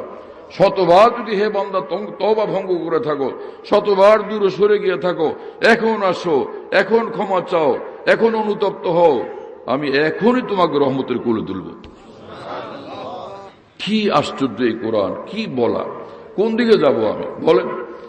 এক হাদিস শরীফে রাসূল আকরাম সাল্লাল্লাহু আলাইহি ওয়াসাল্লাম বলেন যে ওই যে মুসলমান যারা অসংখ্য পাপ করার কারণে মনে করে আর কি আমার ওই দুয়ারে ঠাঁই আছে, আর কি ওই কাছে যাওয়ার সুযোগ আছে, জাহান্নামের শাস্তি ছাড়া বোধহয় কোনো আর উপায় নেই। অথচ আল্লাহ কি বলেন বারবার, রাসূলুল্লাহ সাল্লাল্লাহু আলাইহি ওয়াসাল্লাম কি বলেন বারবার, আল্লাহ পাক পবিত্র কোরআনে বলেন লা তাকনাতু মির রাহমাতিল্লাহ ইয়া আল্লাযীনা আসরাফু আলা আনফুসিহিম, যারা নিজের জীবনের উপরে চরম জুলুম করছো, চরম থেকে চরম গুনাহে লিপ্ত, অসংখ্য থেকে অসংখ্য গুনাহে লিপ্ত। আল্লাহ পাক নিজে পবিত্র কোরআনে ডাক দিয়ে বলেন যে লা তাকনাতু, তোমরা নিরাশ হয়ো না মির রাহমাতিল্লাহ, আল্লাহর রহমত আর দয়া থেকে। আল্লাহ নিজে ডাক দিয়ে বলেন নিরাশ হয়ো না। তারপরে নৈরাশ্যের মধ্যে থাকা, এটা কি হেদায়েতের পথ না শয়তানের ধোঁকা? অসংখ্য গুনাহ করার পরে যারা এখন ক্ষমা চাওয়ার ব্যাপারে বিচলিত হয়, এই বিচলিত হওয়াটা এটা রহমতের আলামত না, এটা কল্যাণের পথ না, এটা ভদ্র হওয়ার পথ না, এটা শয়তানের ধোঁকার রাস্তা। বরং মুসলমান এই কথা বলবে যে আল্লাহ আমাকে ডাকতেছে যে যত গুনাহ তুই আয় দিকে আমি মাফ করে দিব, मैं इसी मुंह से काबा जाऊंगा, शर्म को खाक में मिलाऊंगा, रो रो के उनको मैं मनाऊंगा, अपनी बिगड़ी को यूं बनाऊंगा। আমার লক্ষ কোটি গুনাহ হয়ে থাকলো, আকাশচুম্বী গুনাহ হয়ে থাকলো, আমার মহান রব্বুল আলামিন সীমাহীন ক্ষমা নিয়া আমাকে যখন হাতছানি দেন, আয় নে ক্ষমা নে, তা আমি সেদিকে ছুটবো। আমার কালো কুৎসিত জীবনকে মুহূর্তে ক্ষমার পানি দিয়ে ধুয়ে তিনি আলোকিত করে দিবেন। কথা বুঝতেছেন প্রিয় বন্ধুরা? কি বলবো আল্লাহ আপনাদেরকে, আমি কোরআনের কথাই তো বলি না। আল্লাহ পাক লা তাকনাতু মির রাহমাতিল্লাহ, লা তাকনাতু মানে নিরাশ হয়ো না, মির রাহমাতিল্লাহ মানে আল্লাহর রহমত থেকে, আল্লাহর দয়া থেকে। আল্লাহ বলতেছেন নিরাশ হয়ো না। হ্যাঁ, আপনি বলেন যে আমি তো খুন করছি 90টা না হলে 90,000, কিন্তু বান্দা তো আল্লাহর। 90টা হোক না হলে 90,000। মদের বোতল পান করছে 90 বোতল বা 90,000 বোতল, কিন্তু বান্দা সে আল্লাহর। কথা বুঝতেছেন প্রিয় বন্ধুরা? সেই মহান আল্লাহর কাছে ক্ষমা চাইলেই আল্লাহ পাক বলেন যে আমি নিশ্চয়ই মাফ করে দেব। নিশ্চয়ই কোথায় আছে? ইন্নাল্লাহা ইয়াগফিরুয যুনুবা জামিআ। আমি আপনাদেরকে শব্দে শব্দে অনুবাদ করে বলি। ইন্না মানে নিশ্চয়, ইন্নাল্লাহ নিশ্চয় আল্লাহ, ইয়াগফিরুয যুনুবা ক্ষমা করে দিবেন গুনাহসমূহ, জামিআ সবগুলো গুনাহ। নিশ্চয়ই আল্লাহ ক্ষমা করে দিবেন সবগুলো গুনাহ। তা আল্লাহ বলেন যে তুই মাপ চাইলে আমি সবগুলো গুনাহ ক্ষমা করব। তার মানে কি যে 1000 মাপ আর বাকি 3000 এটা মাফ করবেন না এমনটা? তাহলে সবগুলো হলো কোত্থেকে? তাহলে বোঝা গেল সবগুলো মানে একদম যা আছে সব। তো গুনাহ যদি শেষ হয়ে যায় তো বান্দা তো পবিত্র এবং আলোকিত হয়ে গেল আল্লাহর নূরে। এবং এক হাদিস শরীফে রাসূল পাক সাল্লাল্লাহু আলাইহি ওয়াসাল্লাম বলেন, শয়তান বলছিল যে হে আল্লাহ, আপনার ইজ্জতের কসম করে বলি, ওয়া ইজ্জতিকা ইয়া রাব লা আযালু উগবি ইবাদাকা মা দামাত আরওয়াহুম ফি আরসাদিহিম, যতক্ষণ পর্যন্ত আপনার বান্দাদের শরীরে প্রাণ থাকবে ওকে নষ্ট করে জাহান্নামে নেওয়ার সব চেষ্টা আমি করব। উত্তরে আল্লাহ পাক বললেন যে আচ্ছা শোন তুই আমার কথা, ওয়া ইজ্জতি আমার ইজ্জতের কসম, ও জালালি আমার মহা প্রতাপের কসম, ওয়ারতিফায়ে মাকানি আমার সুউচ্চ মর্তবার কসম, লা আযালু আগফিরু লাহুম আমি ওদেরকে মাফ করতেই থাকবো, মাস্তাগফিরুনি যতক্ষণ পর্যন্ত ওরা মাফ চাইতে থাকবে। ইবলিস একবার কসম করছে যে ওদেরকে নষ্ট করবে। আর আল্লাহ পাক জবাবে 3 বার কসম করে বলছেন, ওরা আমার গুনাহগার বান্দারা যতক্ষণ মাফ চাইতে থাকবে আমি মাফ করতেই থাকবো, মাফ করতেই থাকবো, মাফ করতেই থাকবো। তুই কিভাবে ওদেরকে জাহান্নামে নিবি? এতে বোঝা যায় ঈমান যার সিনাতে আছে, লক্ষ কোটি পাপ করার পরও সে যদি মাফ চায় আল্লাহ মাফ করে দিয়ে তাকে জান্নাত দিয়ে দিবেন। কথা বুঝতেছেন প্রিয় বন্ধুরা? বুজুর্গার দিন এ সকল কথা এমনি খামোখা বলেন নাই, বাজা বাজা আর উঞ্চে হাসতি বাজা, যত নষ্ট ভ্রষ্ট হোক, চলো তুমি আসো তো, মাপ চাইলেই মাপ পেয়ে দেবা। কোত্থেকে বলেন? खोले हो या न खोले दर, उस पे हो तू तेरी नजर, तू तो बस अपना काम करियानी सदा लगाया जा। আল্লাহ পাক ক্ষমা ঘোষণা করলেন কিনা, রহমতের দুয়ার খুললেন কিনা, এই টেনশন করবাই না। তুমি দুয়ারে দাঁড়াও, বলো মাফ চাই, মাফ করে দেন, নিশ্চয়ই আল্লাহ মাফ করেই দিবেন।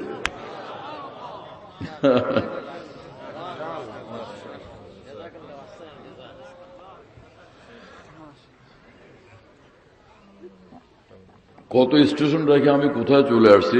খাজা আজুল হাসান মরজুব রহমতুল্লাহ আলাইহি বলছিলেন যে কোন আল্লাহওয়ালা নারী যেরকম মনে করে আমি তো নারী, পুরুষ মনে করে আমি পুরুষ, শিশু মনে করে আমি শিশু, বুড়া মনে করে আমি তো বুড়া, বয়স 85 মনে করে আমি একজন তরুণ। এটা কেমনে মনে করবে?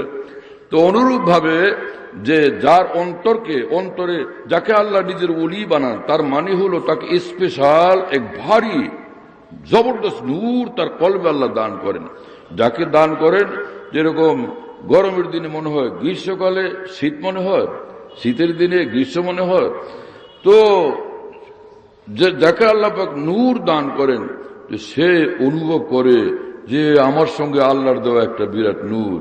2 চক্ষু যেরকম অনুভব হয়, জিহ্বাটা নিজের সঙ্গে অনুভব হয়, 2 হাত অনুভব হয়, আল্লাহ পাক নূর তার সিনাতে সে দিব্য এভাবে অনুভব করতে থাকে। কথা বুঝতেছেন আমার ভাইরা? এবং তিনি বলেন যে जो चुप बैठो तो एक कुहे गरा मालूम होता हूं और जो लब खोलो तो एक दरिया रवा मालूम होता हूं। আর আমি যখন কথা বলতে শুরু করি আমি দেখি কি মহান আল্লাহ আমার জবারে নূরের দরিয়া প্রবাহিত করতে থাকেন, নূরের দরিয়া প্রবাহিত করতে থাকেন। আমি বলতেছিলাম আল বেদা ওয়ান নিহায়ের ঘটনা, ওই সাহাবী তিনি দোয়া করতেছিলেন ফজর নামাজের জামাতের পরে, দোয়ার দোয়া দোয়ার দোয়া, আর একটু পরেই তিনি তাকায় দেখতেছেন যে কি পানি হয় না কোনো ব্যবস্থা না, আবার দোয়া, দোয়া ছাড়েন না, দোয়া চালুই আছে, সকলকে নিয়ে দোয়া করতেই আছেন জামাতবদ্ধ ভাবে, সবাই কান্নাকাটি করতেছেন পানির জন্য, আল্লাহ পানি নাই, আমাদের কঠিন দুরবস্থা, পানি দেন, পানি দেন, পানি চাই আপনার কাছে, ওয়াইয়াকা নাস্তাইন, বন্দেগী আপনার এবং আপনার কাছেই সাহায্য চাই।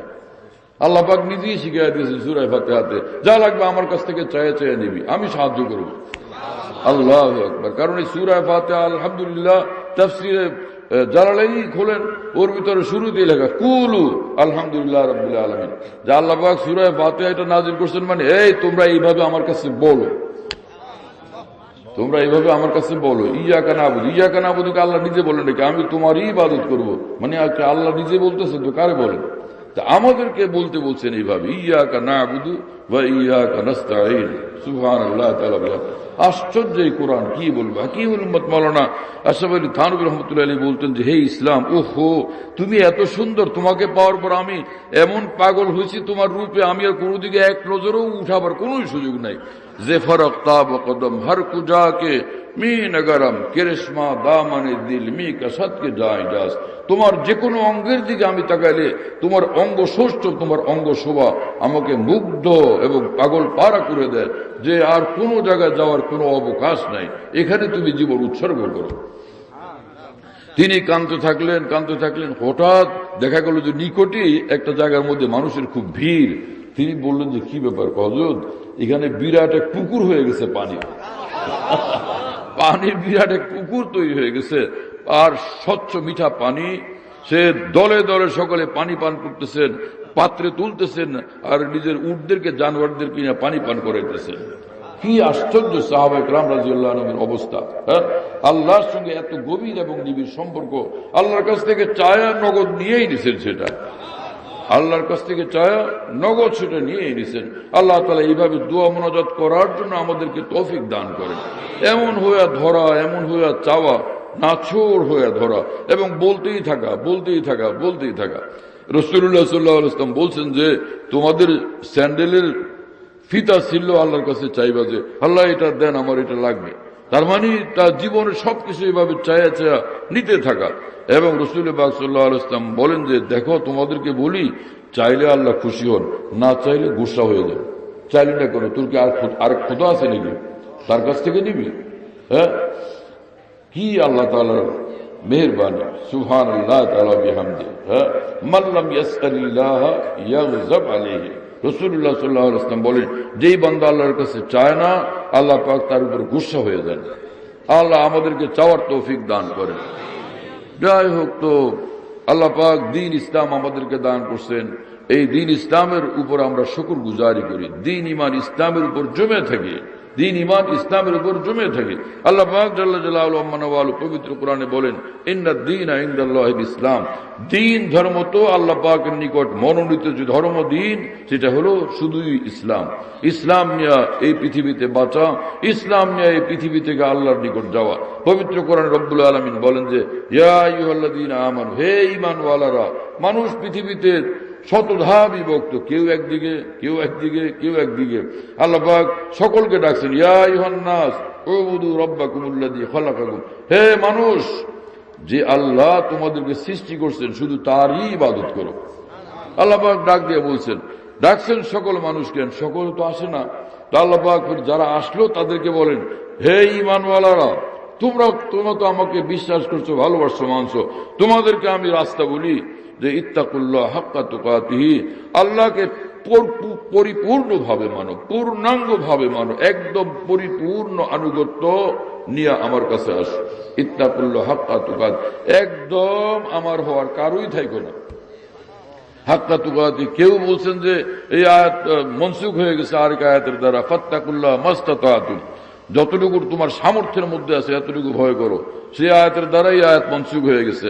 কিন্তু এটা রাজে তাফসীর হলো যেটা এটা মনসুখ না, ওই আয়াতের বক্তব্য এই আয়াতের বক্তব্য একই, কিন্তু খালি ইবারাতুনা সাত্তা হুসনুকা ওয়াহিদুন ওয়া কুল্লুন ইলা যাকাল জামাল ইউসির। দুই আয়াতে একই বক্তব্য, একই লক্ষ্য। মানে লা ইউকাল্লিফুল্লাহু নাফসান ইল্লা উসআহা, তোমাদেরকে আমি আল্লাহর বন্দেগী করার ক্ষমতা দিলাম, পরে বলতেছি কিছু কইরা দেখাও। ক্ষমতা না দিয়ে কি জোর করে তোমাদেরকে কিছু করাবো নাকি? আমি জোর করে কিছু করতে বলি যে গায়ের জোরে কথা বলার মতো, যে তুমি পারো না। বাচ্চা 7 বছর, কিন্তু তাকে বলা হলো 10 মণ বোঝা মাথায় নেই। এটা কি হয়? যে মহান রব্বুল আলামিন যিনি ইনসাফওয়ালা, সেই রব্বুল আলামিন বান্দার ক্ষমতা আর সামর্থ্য যার নাই, সেটার ব্যাপারে বলবেন এটা তোমার করতে হবে। অসম্ভব ব্যাপার। লাইসা বিযাল্লামিল আবিদ, আল্লাহ তো কারোর উপর জুলুম করেন না। অতএব ওই আয়াতের অর্থ একই রকম। সেটা হলো তোমাদেরকে ইস্তেতাত, সামর্থ্য, ক্ষমতা দিয়ে এখন বলি আমাকে ভালোবাসা দেখাও, আমার বন্দেগী করে দেখাও, আমাকে ডাক দিয়া দেখাও, আমার জিকির করে দেখাও, একটু কান্নাকাটি করে আমাকে চোখের পানি দেখাও। আজীব রব্বুল আলামিনের শান। শাহ আব্দুল গনি ফুরপুর রহমতুল্লাহ আলাইহি তাহাজ্জুদের নামাজ যখন পড়তেন, এক জায়গায় 2 রাকাত পড়ে কান্নাকাটি করতেন।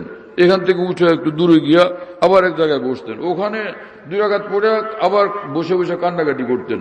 আবার উঠতেন, আরেক জায়গায় গিয়া 2 রাকাত বসে পরে আবার 2 রাকাত পড়ে বসে বসে কান্নাকাটি করতেন। এবং হঠাৎ তিনি বলতেন যে আসু বাহা রাহা হো জায়গা ছোড় ছোড়কে, হে আল্লাহ, দেখলেন কয় জায়গায় কাঁদছি আমি? এই যে ওখানে কানলাম না, ওখানে কানলাম, এখানে কানলাম, এখানে কানলাম, যে কয় জায়গায় কানছি আপনার জন্য। দেখেন, আমি যদি আপনার না হইতাম, আপনার জন্য এরকম কান্নাকাটি করতাম আমি? বলেন। যে ছোট বাচ্চারা না, ছোট বাচ্চাদের নিকট থেকে বন্দিগির পদ্ধতি শেখা যায়। ছোট বাবুরা কান্নাকাটি করে এক জায়গায়, কি জন্য মন খারাপ হয়েছে? পরে মা তো ব্যস্ত কাজ কামে, ওদিকে খেয়াল করে নাই। পরে আয়সা আঁচল ধরে টানে, তাই না? পরে কিরে কি হয়েছে? আম্মু আমি কাঁদছিলাম।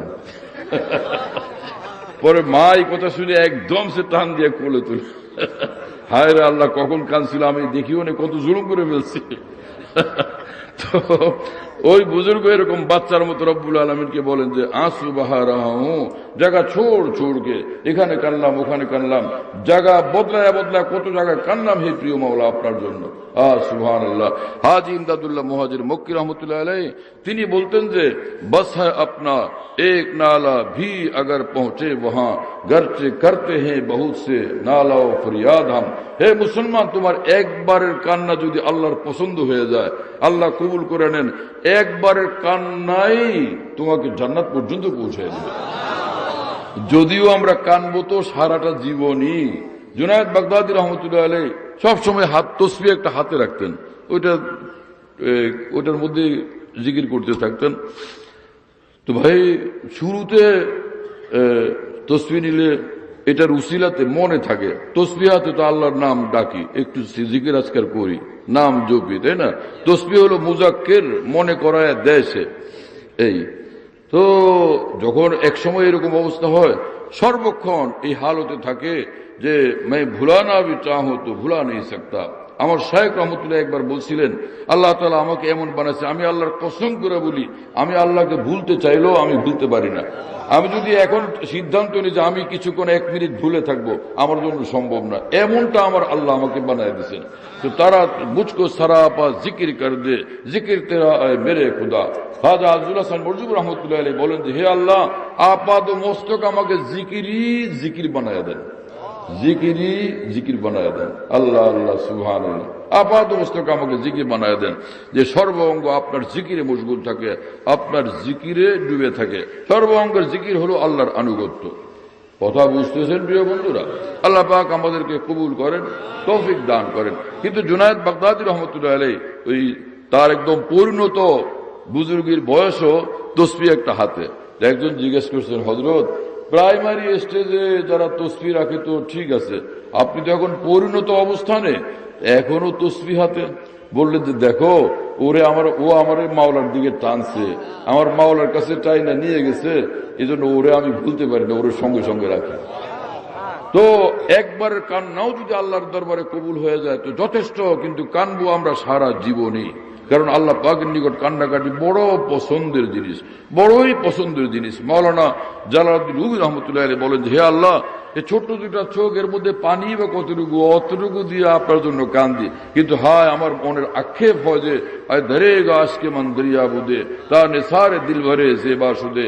হে আল্লাহ, যদি আমার নিকট সাগর আর সাগর পরিমাণ চোখের পানি থাকতো, তো সাগরকে সাগর কান্নাকাটি করে আপনাকে দেখাই দিতাম যে আল্লাহ আপনার জন্য কাঁদছি, দেখেন সাগর আর সাগর, এই মহাসাগর পয়দা হয়ে গেছে। কিন্তু এখানে একটা বিষয়, সেটা হলো ইন্নামাল আমাল বিন্নিয়াত ওয়া ইন্নামা লিমরিইম মা নাওয়া। রাসূলুল্লাহ সাল্লাল্লাহু আলাইহি ওয়াসাল্লাম বলেন, আল্লাহর ভালোবাসায় বন্দার অন্তরের হালত যা হবে, নিয়ত যেটা হবে, আল্লাহ পাক সেই মানের পুরস্কারই তাকে দান করবেন। এই মাওলানা জালালউদ্দিন রুমি যে বললেন, মহাসাগর পরিমাণ অশ্রু থাকলে এই পরিমাণ আপনার জন্য কান্তাম 2 চোখ দিয়া, এই পরিমাণ কান্নাকাটির মর্তবাই আল্লাহর কাছে নিশ্চয়ই তিনি পাবেন ইনশাআল্লাহ। আমরাও সে আশা করি যে একটু কান্নাকাটি করলাম আর পারি না, তখন আল্লাহকে বলে, আল্লাহ যদি সাগর মহাসাগর পরিমাণ চোখের পানি থাকতো, সেই পরিমাণ আপনার জন্য কান্তাম। কথা বুঝতেছেন আমার ভাইরা? আল্লাহ তাআলা আমাদেরকে কবুল করেন, আমাদেরকে তৌফিক দান করেন। আমার প্রিয় বন্ধুরা, আল্লাহকে পাওয়ার জন্য গুনাহমুক্ত জিন্দেগি দরকার, কোন আল্লাহ ওয়ালার সঙ্গে সম্পর্ক দরকার, সুন্নতের ইত্তেবা দরকার, এবং আল্লাহ পাকের জিকির দরকার। এই কাজগুলো কোনো মানুষ যদি করে, যে কোন আল্লাহ ওয়ালার সঙ্গে সম্পর্ক রাখে, গুনাহ থেকে দূরে থাকে, গুনার উপকরণ থেকেও দূরে থাকে, অর্থাৎ যেগুলো গুনার কারণ হয় সেই পথ প্রান্তর থেকেও দূরে থাকে। কথা বুঝেন না? এক লোক মসজিদের সামনে দাঁড়ায় আছে, কেউ কি বলবে আপনি মসজিদের সামনে দাঁড়ায় আছেন কেন? আর যদি মাথায় পাগড়ি আর লম্বা জুব্বা, হাতে তসবিহ, একদম সিনেমা হলটার সামনে ওইদিকে মোতাবজ্জো হয়ে দাঁড়ায় আছে, আশপাশ দিয়া মুসলমানরা যখন যাবে যে খতিব সাহেব হুজুর এখানে দাঁড়ায় আছেন, ব্যাপারটা কি? কথা বুঝুন না প্রিয় বন্ধুরা? হ্যাঁ, তো এমন ঠিকানায় না যায় যেটা পাপে লিপ্ত হওয়ার কারণ হয়, কাছেও না যায়। তিলকা হুদুদুল্লাহ ফালা তাকরাবুহা। মহান রব্বুল আলামিন পবিত্র কোরআনে বলেন, আমার নিষিদ্ধ যে সকল এরিয়া, ওর ধারে কাছেও যেন তোমরা কখনো না যাও। এটা আমি চাই।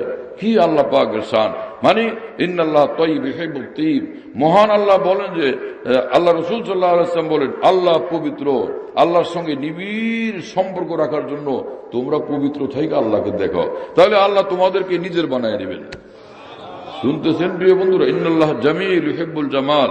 আল্লাহ সুন্দর, সুন্দর হয়ে থাকা পছন্দ করেন। বান্দার চোখ দুইটা সুন্দর থাকে, তার জবান সুন্দর থাকে, পবিত্র থাকে, সুন্দর থাকে, হাত পা অঙ্গ প্রত্যঙ্গ পবিত্র থাকে, সুন্দর থাকে, অন্তরের চেতনা, অনুভূতি, উপলব্ধি, পরিকল্পনা, সেগুলো যেন সুন্দর থাকে, কালো কুৎসিত না হয়, কলুষিত কোনো বিষয় তার মধ্যে না থাকে, এটা আল্লাহ তাআলা পছন্দ করেন।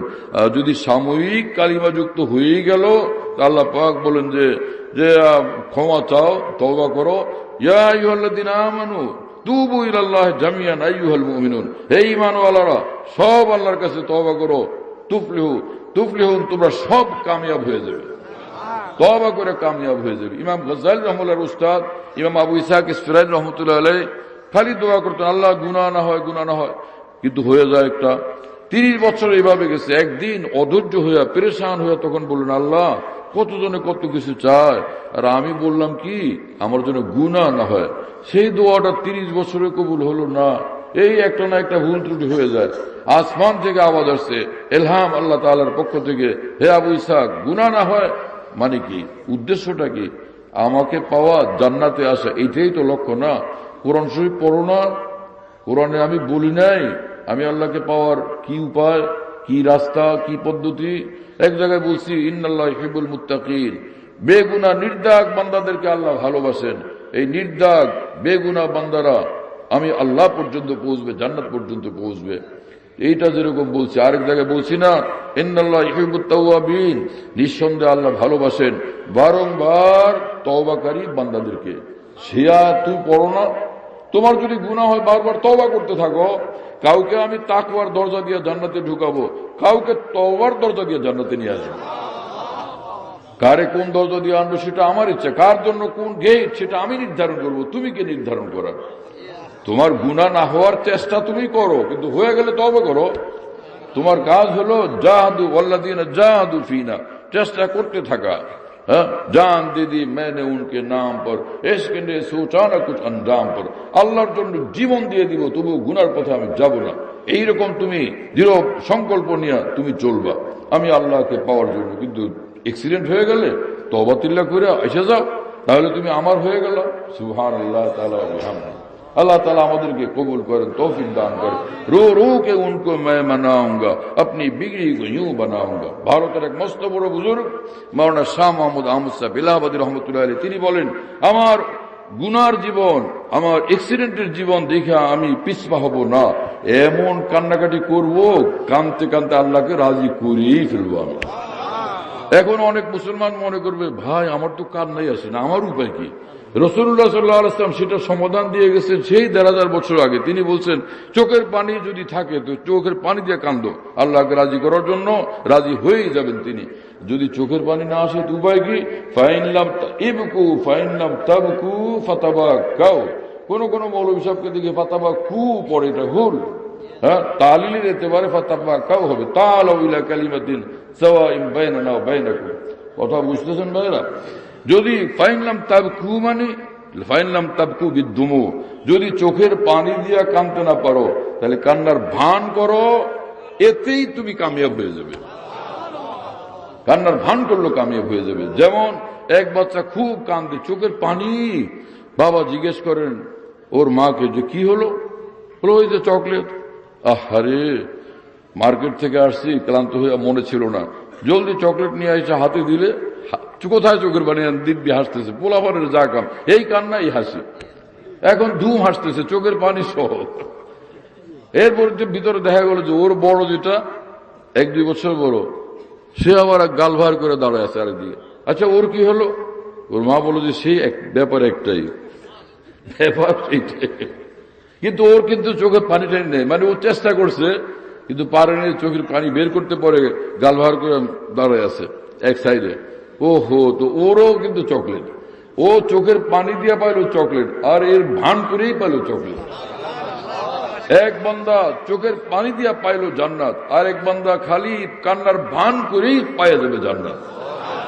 এক বান্দা জাহান্নাম থেকে মুক্তি পাইল চোখের পানি দিয়া, আরেকজন জাহান্নাম থেকে মুক্তি লাভ করলো শুধু কান্নার ভান করে।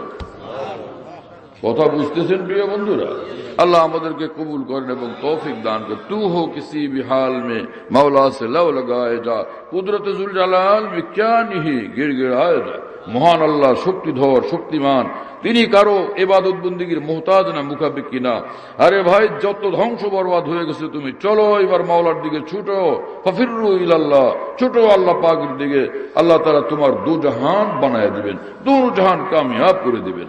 আল্লাহ তাআলা আমাদেরকে তৌফিক দান করেন এবং কবুল করেন। তো কোনো আল্লাহওয়ালার সঙ্গে সম্পর্ক রাখি, গুনাহ থেকে বাঁচি এবং গুনার উপকরণ থেকে রাস্তা থেকেও বাঁচি, আর সুন্নত তরিকা মোতাবেক জিন্দেগি বানাই, আর কিছু সময় আল্লাহ পাকের জিকির করি প্রতিদিন, অল্প কিছু সময়। আর সব কাজের মধ্যে সুন্নত তরিকাকে রক্ষা করে চলা, এটাও আল্লাহ পাকের জিকির। এই কাজগুলো যারা করবে, সে যত নষ্ট মানুষ হোক, এখন সে নিঃসন্দেহে আল্লাহর ওলি হয়েই যাবে। হযরত হাকিমুল উম্মত মাওলানা সাহেব, আমি যে কথাগুলো বললাম এটা আমার শায়খ রহমুল্লাহর কথা, তার ব্যবস্থাপত্র। কিন্তু হাকিমুল উম্মত মাওলানা থানভী রহমুল্লাহ আরো সহজ করে বলছেন কি, দুই জিনিস হলে তুমি ওলি আল্লাহ, একটা ঈমান আর একটা তাকওয়া। তাকওয়া মানে গুনাহমুক্ত জীবন। এখন ওই সে একই টেনশন, গুনাহমুক্ত জীবন তো আমার নাই। হযরত থানভী বলেন যে গুনাহমুক্ত থাকা এমনটা সহজ যেমনটা উযু সহকারে থাকা সহজ। যে এক লোক সবসময় উযু সহকারে থাকে, তো উযু ছুটে না, পেশাব করে না, এখানে করে না, সবসময় উযু সহকারে থাকে কই? ছুটে তো, কিন্তু ছুটলে আবার উযু করে, ছুটলো পরে উযু করলো। তো সেই লোকের ব্যাপারে কেউ বলে এই কথা যে এই হুজুরে সবসময় উযু সহকারে থাকে, আবার পেশাবও করে ফাঁকে ফাঁকে, পায়খানাও করে ফাঁকে ফাঁকে, হুজুরে আবার তখন উযুও করে। এমনটা আলোচনা কেউ করে? বরং এই কথাই সবাই বলে, হুজুর সবসময় উযু সহকারে, বাউজু সবসময়, বাউজু সবসময়, বাউজু ঘুমাইলে উযু থাকে, লম্বা ঘুম তো হুজুরও দেন, তো উযু বাউজু হুজুর কেমনে হলো? তো তাহলে কি হলো? উযু সহকারে থাকার ব্যাপারে দৃঢ় প্রতিজ্ঞ, ছুটলে আবার উযু করেন। এই যে ছুটলে আবার উযু করে, আবার ছুটলে আবার উযু করে, আবার ছুটলে আবার উযু করে, ইনি উযুওয়ালা, ইনি সার্বক্ষণিক উযুওয়ালা হিসাবে গণ্য হন। যেই বান্দা গুনাহমুক্ত জীবন নিয়ে চলে, আবার ছুটে, আবার উযু করে, তওবা দিয়া উযু করে, আবার ছুটে, তাকওয়া ছুটে, আবার সে তওবা ইস্তিগফার দিয়ে আবার উযু করে, এই বান্দা তাকওয়াওয়ালা, মুত্তাকি বান্দা, নিঃসন্দেহে ওলি আল্লাহ। হযরত থানভীর বিখ্যাত খলিফা মুফতি শফি সাহেব রহমতুল্লাহর সাথী বড় আলেম দ্বীন মাওলানা শাহ ওসিউল্লাহ রহমতুল্লাহ আলাইহি বলেন যে আমি তোমাদেরকে ব্যাপারটা ক্লিয়ার করে বলি, যারা ওলি হয়েছেন তো এভাবে হয়েছেন কি, हमने तय की इस तरह से मंजिले, गिर पड़े गिर कर उठे उठ कर चले। সব ওলি আল্লাহরা এইভাবে ওলি হয়েছেন, একদম আল্লাহর পথেই চলছেন, হঠাৎ অ্যাক্সিডেন্ট হয়ে গেছে, তওবা তিল্লাহ করে আবার ফ্রেশ হয়ে আবার ছুটছেন, আবার পড়ছেন, আবার তওবা তিল্লাহ করে ফ্রেশ, আবার ছুটছেন, আবার পড়ছেন। এই করতে করতে একদিন মঞ্জিলে মকসুদ পর্যন্ত একদম পৌঁছে গেছেন, কাঙ্ক্ষিত গন্তব্য পর্যন্ত তারা পৌঁছে গেছেন, আল্লাহ পর্যন্ত তারা পৌঁছে গেছেন। তাহলে আমাদের কাজ হলো আল্লাহর ফরজ ওয়াজিব ইবাদত বন্দেগীগুলো করা, সুন্নত মুআক্কাদাগুলো আমল করা, গুনাহ থেকে বাঁচা, আল্লাহর হক না নষ্ট করা, বান্দার হক না নষ্ট করা, ভুল বিচ্যুতি ঘটলে তওবা ইস্তিগফার করতে থাকা, মাফ চাইতে থাকা। যেই বান্দা এইভাবে পথে পড়ে থাকবে, জান্নাতুল ফিরদাউস পর্যন্ত নিশ্চয়ই পৌঁছবে সে ইনশাআল্লাহ। अंदरी रामी तराश मी खराश ता दमे आखिर दमे फारिग मबाश ता दमे आखिर बुआत के इनायत बातु साहिबे सिर बुआत। एक बुजुर्ग আল্লাহর বলি আরেফে কামিল, তিনি বলেন যে এই রাস্তায় পড়ে থাকো, মিনতি করো, কান্নাকাটি করো, ছুটোছুটি করো, আর অন্যদিকে আর যাও না, এইখানেই থাকো, এই লাইনেই থাকো। এইভাবে যদি তোমাকে আল্লাহ দেখেন যে ও তো দুয়ার ছাড়ে না, এখানেই পড়ে থাকে, নিশ্চয়ই আল্লাহ তোমাকে মঞ্জিল পর্যন্ত পৌঁছে দেবেন। হযরত থানভী বলেন যে 70 বছর ইবাদত করছেন এক বুজুর্গ, তাহাজ্জুদ একদিনও ছুটে নাই। এক যুবক এসে কয়েকদিন খেদমত করছে, এই বুজুর্গের সোহবতে সেও বড় কিছু একটা হয়ে গেছে। একদিন শেষ রাত্রে তাহাজ্জুদের জন্য নিজের শায়েখের জন্য উজুর লোটা নিয়ে আসছে। এই সময় সে খাদেম যুবক বলে, হুজুর আসমান থেকে কি আওয়াজ আসে? আপনাকে লক্ষ্য করে কি বলা হচ্ছে? কি যে আপনাকে বলা হচ্ছে যে এই যত তাহাজ্জুদ আর ইবাদত তোর আমার দরবারে কোনোটাই কবুলযোগ্য না, সব তোর মাথায় ছুঁড়ে মারলাম। ওই বুজুর্গ বলল যে তুমি তো আজকে শুনলাম, আমি 70 বছর যাবৎ তাহাজ্জুদ পড়ি, প্রতিদিন ভোর রাত্রে এই কথা আমি নিজে শুনি। আমাকে বলেন আল্লাহ তাআলা যে যত যাই হোক, যত তাহাজ্জুদ আর ইবাদত আমার দরবারে একটাও কবুল না। তো যুবক বলে, তার কবুলই না তো আপনি এখানে পড়ে আসছেন আর কাজ করতেই আছেন, তাহাজ্জুদ পড়তেই আছেন। বললেন যে আরে আর তো কোনো খোদা নেই যে খোদার কাছে যাব, আর কোনো দুয়ার নাই যে দুয়ারে যাব, এই দুয়ার ছাড়া কোনো দুয়ার নাই, এই খোদা ছাড়া কোনো খোদা নাই। কবুল করলো এখানে, কবুল না করলো এখানেই পড়ে থাকবো, ব্যাস। এই কথা তিনি বলতেই আসমান থেকে আওয়াজ আসছে, কবুল আসতে গরচে হুনার নেস্তাদ কে জুজমা পানাহে দিগার নেস্তাদ। হে বান্দা, তুমি বললা কবুল না করলো ছাড়বা না দুয়ার, তোমার এই কথা এত পছন্দ হলো, এক কথার কারণে জীবনের সব ইবাদত একসঙ্গে কবুল করলাম। আমার প্রিয় বন্ধুরা, আমল দিয়ে আল্লাহকে কতটুকু খুশি করা যাবে, নিজের বিনয় দরকার, মিনতি দরকার, ফানাইও দরকার। নিজেকে কিছু না মনে করি আমি বিরাট বড় আলেম, আমি আল্লামা, আমি শাইখুল ইসলাম, আমি তাহাজ্জুদ গুজার, আমি বেসুমার হজ উমরাওয়ালা, আমি দিনের বড় খেদমতওয়ালা, এইসব কখনো না ভাবি। শুধু ওয়ালাউলা ফজলুল্লাহ আলাইকুম ওয়া রাহমাতুহু মা যাকা মিনকুম মিন আহাদিন আবাদা ওয়ালাকিন্নাল্লাহ ইউযাক্কি মান ইয়াশা।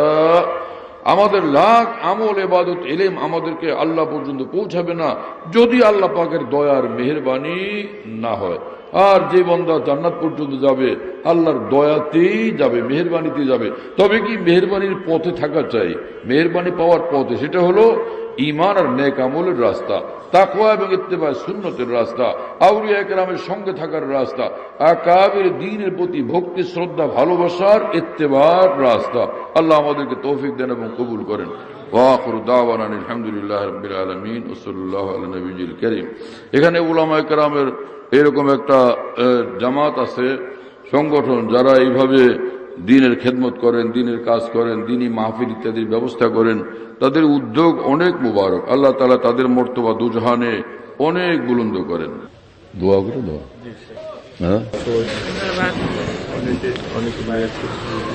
হ্যাঁ, সেটা বলে দাও, সে দোয়ার পরে এখানে। ঠিক আছে, বলে দাও। দোয়ার পরে এখানে সামনে বসলে হবে।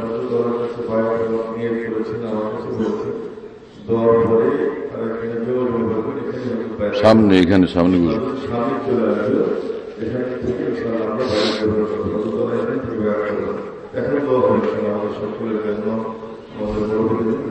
আলহামদুলিল্লাহ রাব্বিল আলামিন ওয়াসসালাতু ওয়াসসালামু আলা সাইয়্যিদিল মুরসালিন ওয়া আলা আলিহি ওয়া আসহাবিহি আজমাইন।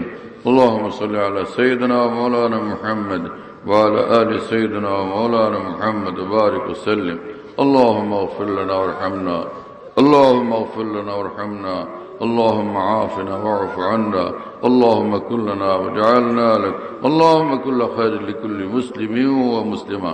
ربنا آتنا في الدنيا حسنة وفي الآخرة حسنة وقنا عذاب النار وقنا عذاب النار وقنا عذاب النار. اللهم إنا نسألك رضاك والجنة ونعوذ بك من غضبك من النار. اللهم اغسل خطايانا بماء الثلج والبرد ونقي قلوبنا من الخطايا كما ينقى الثوب الأبيض من الدنس، وباعد بيننا وبين خطايانا كما بعدت بين المشرق والمغرب. اللهم حبب إلينا الإيمان وزينه في قلوبنا وكره إلينا الكفر والفسوق والعصيان. ربنا أعنا بالعلم وزينا بالحلم وأكرمنا بالتقوى وجملنا بالعافية. اللهم طهر قلوبنا عن غيرك ونور قلوبنا بنور معرفتك أبدا. يا الله يا الله يا الله. আয় আল্লাহ, আমাদের সকলকে মাফ করে দেন। আয় আল্লাহ, আমাদের সকলকে মাফ করে দেন। আল্লাহ, আমাদের সব গুনাহ মাফ করে দেন। সব গুনাহ মাফ করে দেন। আমাদের পাক সাফ বানায় দেন। নূর ওয়ালা জিন্দগি আমাদের নসিব করে দেন। ইলাহি আব্দুকাল আসি আতাকা مقرا بالذنوب وقد دعاك فإن تغفر فأنت أهل لذاك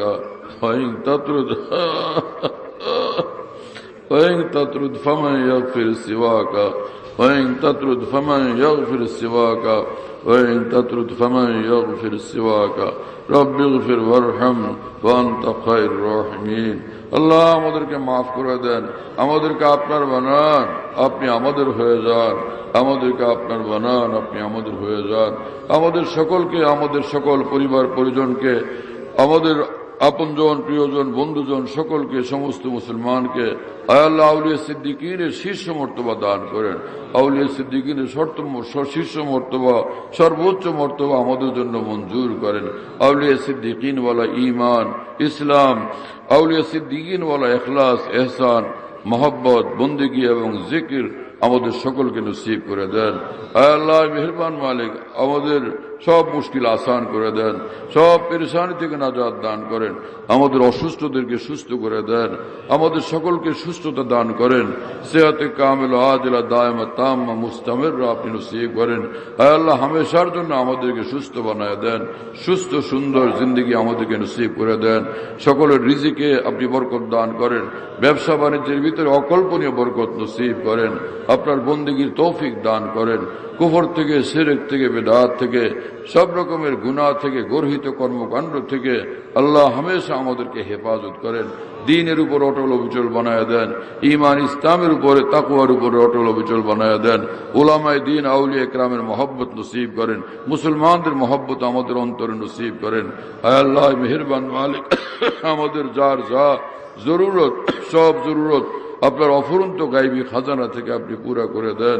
আয় আল্লাহ মেহেরবান মালিক, আমাদের সব জায়েজ এবং নেক উদ্দেশ্য সমূহ আপনি পুরা করে দেন। এক দোস্ত বেচারার কথা শুনলাম যে অনেক জখম আঘাতপ্রাপ্ত, আল্লাহ এই আলেম দ্বীনকে আপনি শিফায়ে কামিল আজুল দায়েম নসিব করে দেন, সুস্থতার সঙ্গে তাকে দীর্ঘ হায়াত আপনি নসিব করে দেন, সব পেরেশানি আয় আল্লাহ আপনি দূর করে দেন। আল্লাহ আমাদের আপসে মহব্বত নসিব করেন। মুসলমানরা আজকে শতধা বিভক্ত, আল্লাহ মুসলমানদের মধ্যে ইত্তেহাদ ইত্তেফাক নসিব করেন, আপসে মহব্বত নসিব করেন, জুড়ে থাকার জন্য তৌফিক দেন, কবুল করেন। হক্কানি উলামায়ে দ্বীনকে মানার তৌফিক আমাদেরকে দান করেন। আকাবির উম্মতের প্রতি ভক্তি, শ্রদ্ধা, মহব্বত, তাদের অনুসরণের তৌফিক আমাদেরকে নসিব করেন। আপনার বানায় জিন্দা রাখেন, যখন দুনিয়ার থেকে উঠাবেন আপনার বানায় আপনার কাছে নিয়ে যান। আয় আল্লাহ মেহেরবান মালিক, আজকের এই মাহফিলের যারা আয়োজক, ব্যবস্থাপক, আয় আল্লাহ তাদের দুজাহানে তাদেরকে পুরস্কৃত করেন, দুজাহানে তাদেরকে সম্মানিত করেন, দুজাহানে তাদেরকে সাফল্যমণ্ডিত করেন, তাদের ইমানের শক্তি আরো বাড়ায় দেন। আয় আল্লাহ তাদের মাল দৌলতে বরকত দান করেন। আয় আল্লাহ আজকের অনেক মুসলমান ভাইয়েরা এখানে লম্বা সময়, দীর্ঘ সময় এতটা কষ্ট স্বীকার করছেন আপনারই মহব্বতে,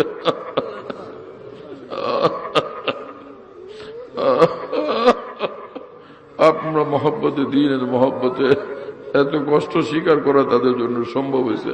আয় আল্লাহ এই কষ্ট স্বীকারকে আপনি কবুল করেন, সকলকে অনেক বড় পুরস্কারে আপনি ভূষিত করেন। আয় আল্লাহ আমাদের সকল দোয়া মুনাজাতকে নিজ দয়ায় কবুল করেন। আয় আল্লাহ এই শহরের উপর বেশুমার রহমত নাজিল করেন, বেশুমার বরকত নাজিল করেন। আয় আল্লাহ শহরকে আপনি নিরাপদ বানায় দেন, আমাদের দেশের উপরে অফুরন্ত রহমত বরকত আপনি নাজিল করেন, আমাদের দেশের জমিনের ভিতরে অফুরন্ত খনিজ সম্পদ আপনি দান করেন। আয় আল্লাহ তামাম বিশৃঙ্খলা থেকে, ফিতনা থেকে আমাদের দেশকে হেফাজত করেন। সমগ্র মুসলিম জাহানের উপরে বেশুমার রহমত আপনি নাজিল করেন, সমগ্র মুসলিম জাহানকে আপনি শক্তিশালী বানায় দেন। আয় আল্লাহ সমগ্র মুসলিম জাহানকে অপ্রতিরোধ্য শক্তির অধিকারী আপনি বানায় দেন।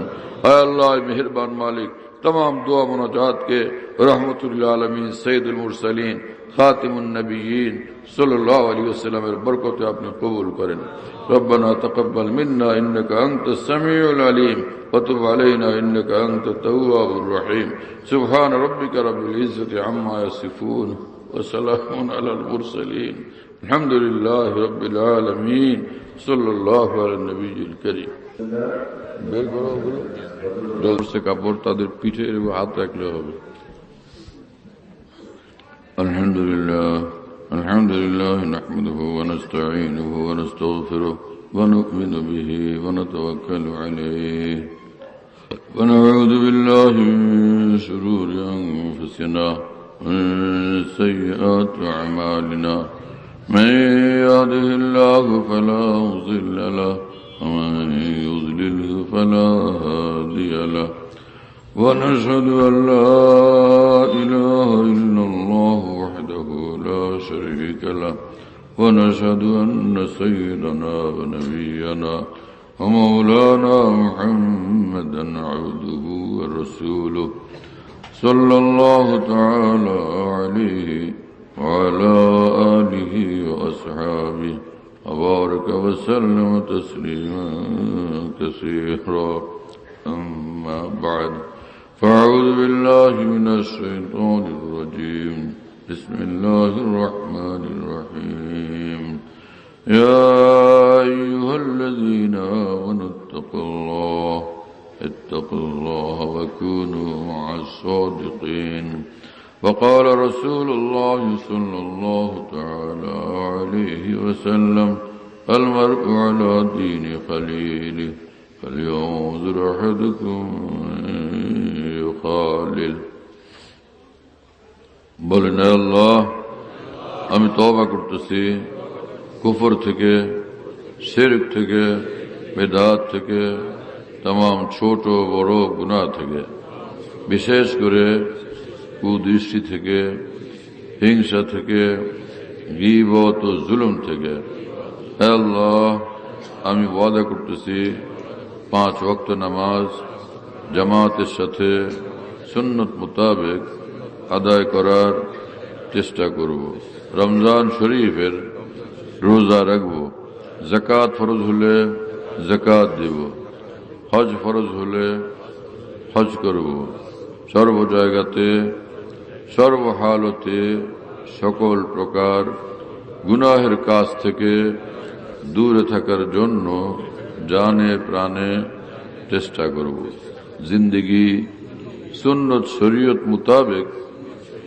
চালানোর ফিকির করব হে আল্লাহ আমি বায়াত হইতেছি 4 তরিকাতে সিলসিলায়ে চিশতিয়া কাদেরিয়া নকশবন্দিয়া সোহরওয়ার্দিয়াতে আল্লাহ 4 সিলসিলার तमाम আউলিয়া কেরাম ও বুজুর্গান দ্বীনের বরকতে আমার তওবা ও বায়াতকে কবুল করেন ঈমানের সাথে মৃত্যু মঞ্জুর করেন কিয়ামতের ময়দানে এবং জান্নাতে হযরত আউলিয়া কেরামের সঙ্গে থাকা নসিব করে দিয়েন বস আপনারা বায়াত হয়ে গেছেন কিতাব আছে দাও ভাই অল্প কিতাব না অনেক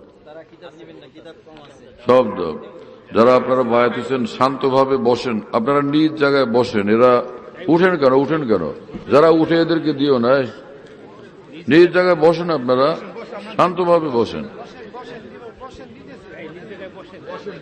উঠাউঠি করলে তো শৃঙ্খলা থাকে না হ্যাঁ এখানে আপনারা বসেন প্রত্যেকের হাতে পৌঁছে দিবে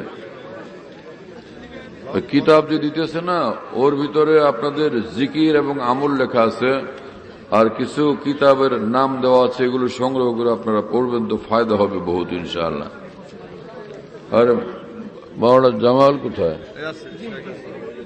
তোমরা মজলিস করো না এখন চালু করো এখন কি বারে করবে এখানে মজলিসে বলে দিয়ে শেষ শুক্রবার করি ইংরেজি মাসের শেষ শুক্রবার কোথায় হবে এখানে আর শুনেন একটা জরুরি এলান প্রত্যেক ইংরেজি মাসের শেষ শুক্রবার আসরের পর না মাগরিবের পরে প্রত্যেক ইংরেজি মাসের শেষ শুক্রবার মাগরিবের পরে এই মসজিদে ইসলাহি মজলিস হবে আমাদের দোস্ত আহবাবদের আপনারা সকলে এখানে আসবেন ইনশাআল্লাহ হ্যাঁ এই মাস থেকে চালু করো এখন কি মাস এটা ডিসেম্বর না এই ডিসেম্বরের শেষ শুক্রবার ইনশাআল্লাহ এখানে মজলিস হবে আপনারা ইনশাআল্লাহ এখানে এসে শরীক হবেন আমাদের এই ওলামায়ে কেরাম তারা এখানে থাকবেন দ্বীনি কথাবার্তা বলবেন জিকিরের মজলিস হবে ইনশাআল্লাহ আল্লাহ তাআলা কবুল করেন এবং তৌফিক দান করেন আর যে এই যে একটা কাগজ আছে না যেটা আপনারা নিছেন, এই কাগজের মধ্যে নাম ঠিকানা এগুলো লেখা পরে এটা মাওলানা জাহিদ সাহেবের কাছে আপনারা পৌঁছে দিবেন, অথবা মাওলানা জামাল সাহেবের কাছে, মাওলানা জাহিদ বা মাওলানা জামাল সাহেবের কাছে পৌঁছে দিবেন। ওনারা এটা আমাদের কাছে পৌঁছে দিবেন। ঠিক আছে ইনশাআল্লাহ, আল্লাহ তাআলা কবুল করেন। তোমার গালে ঢেলে দি মধু। সুন্নত তরিকা চলো, সুন্নতের বাইরে চিন্তা করে নিজের ক্ষতি। স্থায়ী মসজিদ মধুদলা খানকায় ঢাকা নগর প্রতি মাসে ইংরেজি মাসের দ্বিতীয় বৃহস্পতিবার, প্রতি ইংরেজি মাসের দ্বিতীয় বৃহস্পতিবার মধুদলা খানকায় ঢাকা নগর ফরিদাবাদের পাশে স্থায়ী মজলিসায় আমরা যারা খানকা বিডি এই অ্যাপস এটা খুলতে পারলে ওর মধ্যে বয়ান, কবিতা, বুকস ইত্যাদি সব একসঙ্গে পাওয়া যায়। খানকা বিডি হলো এরকম, স্পেলিং হলো AHANQAH, এর সঙ্গে লাগালাগি বিডি, খানকা বিডি। এই অ্যাপসটা খুললে ওর ভিতরে বয়ানগুলো পাওয়া যায় সব। এটা ডাইরেক্ট শোনা যায় কি, এবং ডাইরেক্ট শোনা যায়। হযরতুল্লাহ দামাত বারাকাতুহুর বয়ান যেখানে বয়ান করেন সব বয়ান নেটের মাধ্যমে, টেলিগ্রামের মাধ্যমে পাওয়া যাচ্ছে। হযরতুল্লাহ দামাত বারাকাতুহু যখন বয়ান করেন, বয়ানটা আমরা দেশ বিদেশ থেকে, দুনিয়ার যে কোনো জায়গা থেকে আমরা পেতে পারি। এই জন্য মুফতি শহীদুল ইসলাম শাহ হুজুরের নম্বরে যোগাযোগ করবেন 01715 80 18 69 80 18 69 01715 80 18 69। যাতে মনে থাকবে ইনশাল্লাহ সবার। 01715 80 18 69। বলো ভাই, 01715 80 18 69। অনেক সোজা তো ভাই, মাশাআল্লাহ, অনেক সোজা করে দিছে।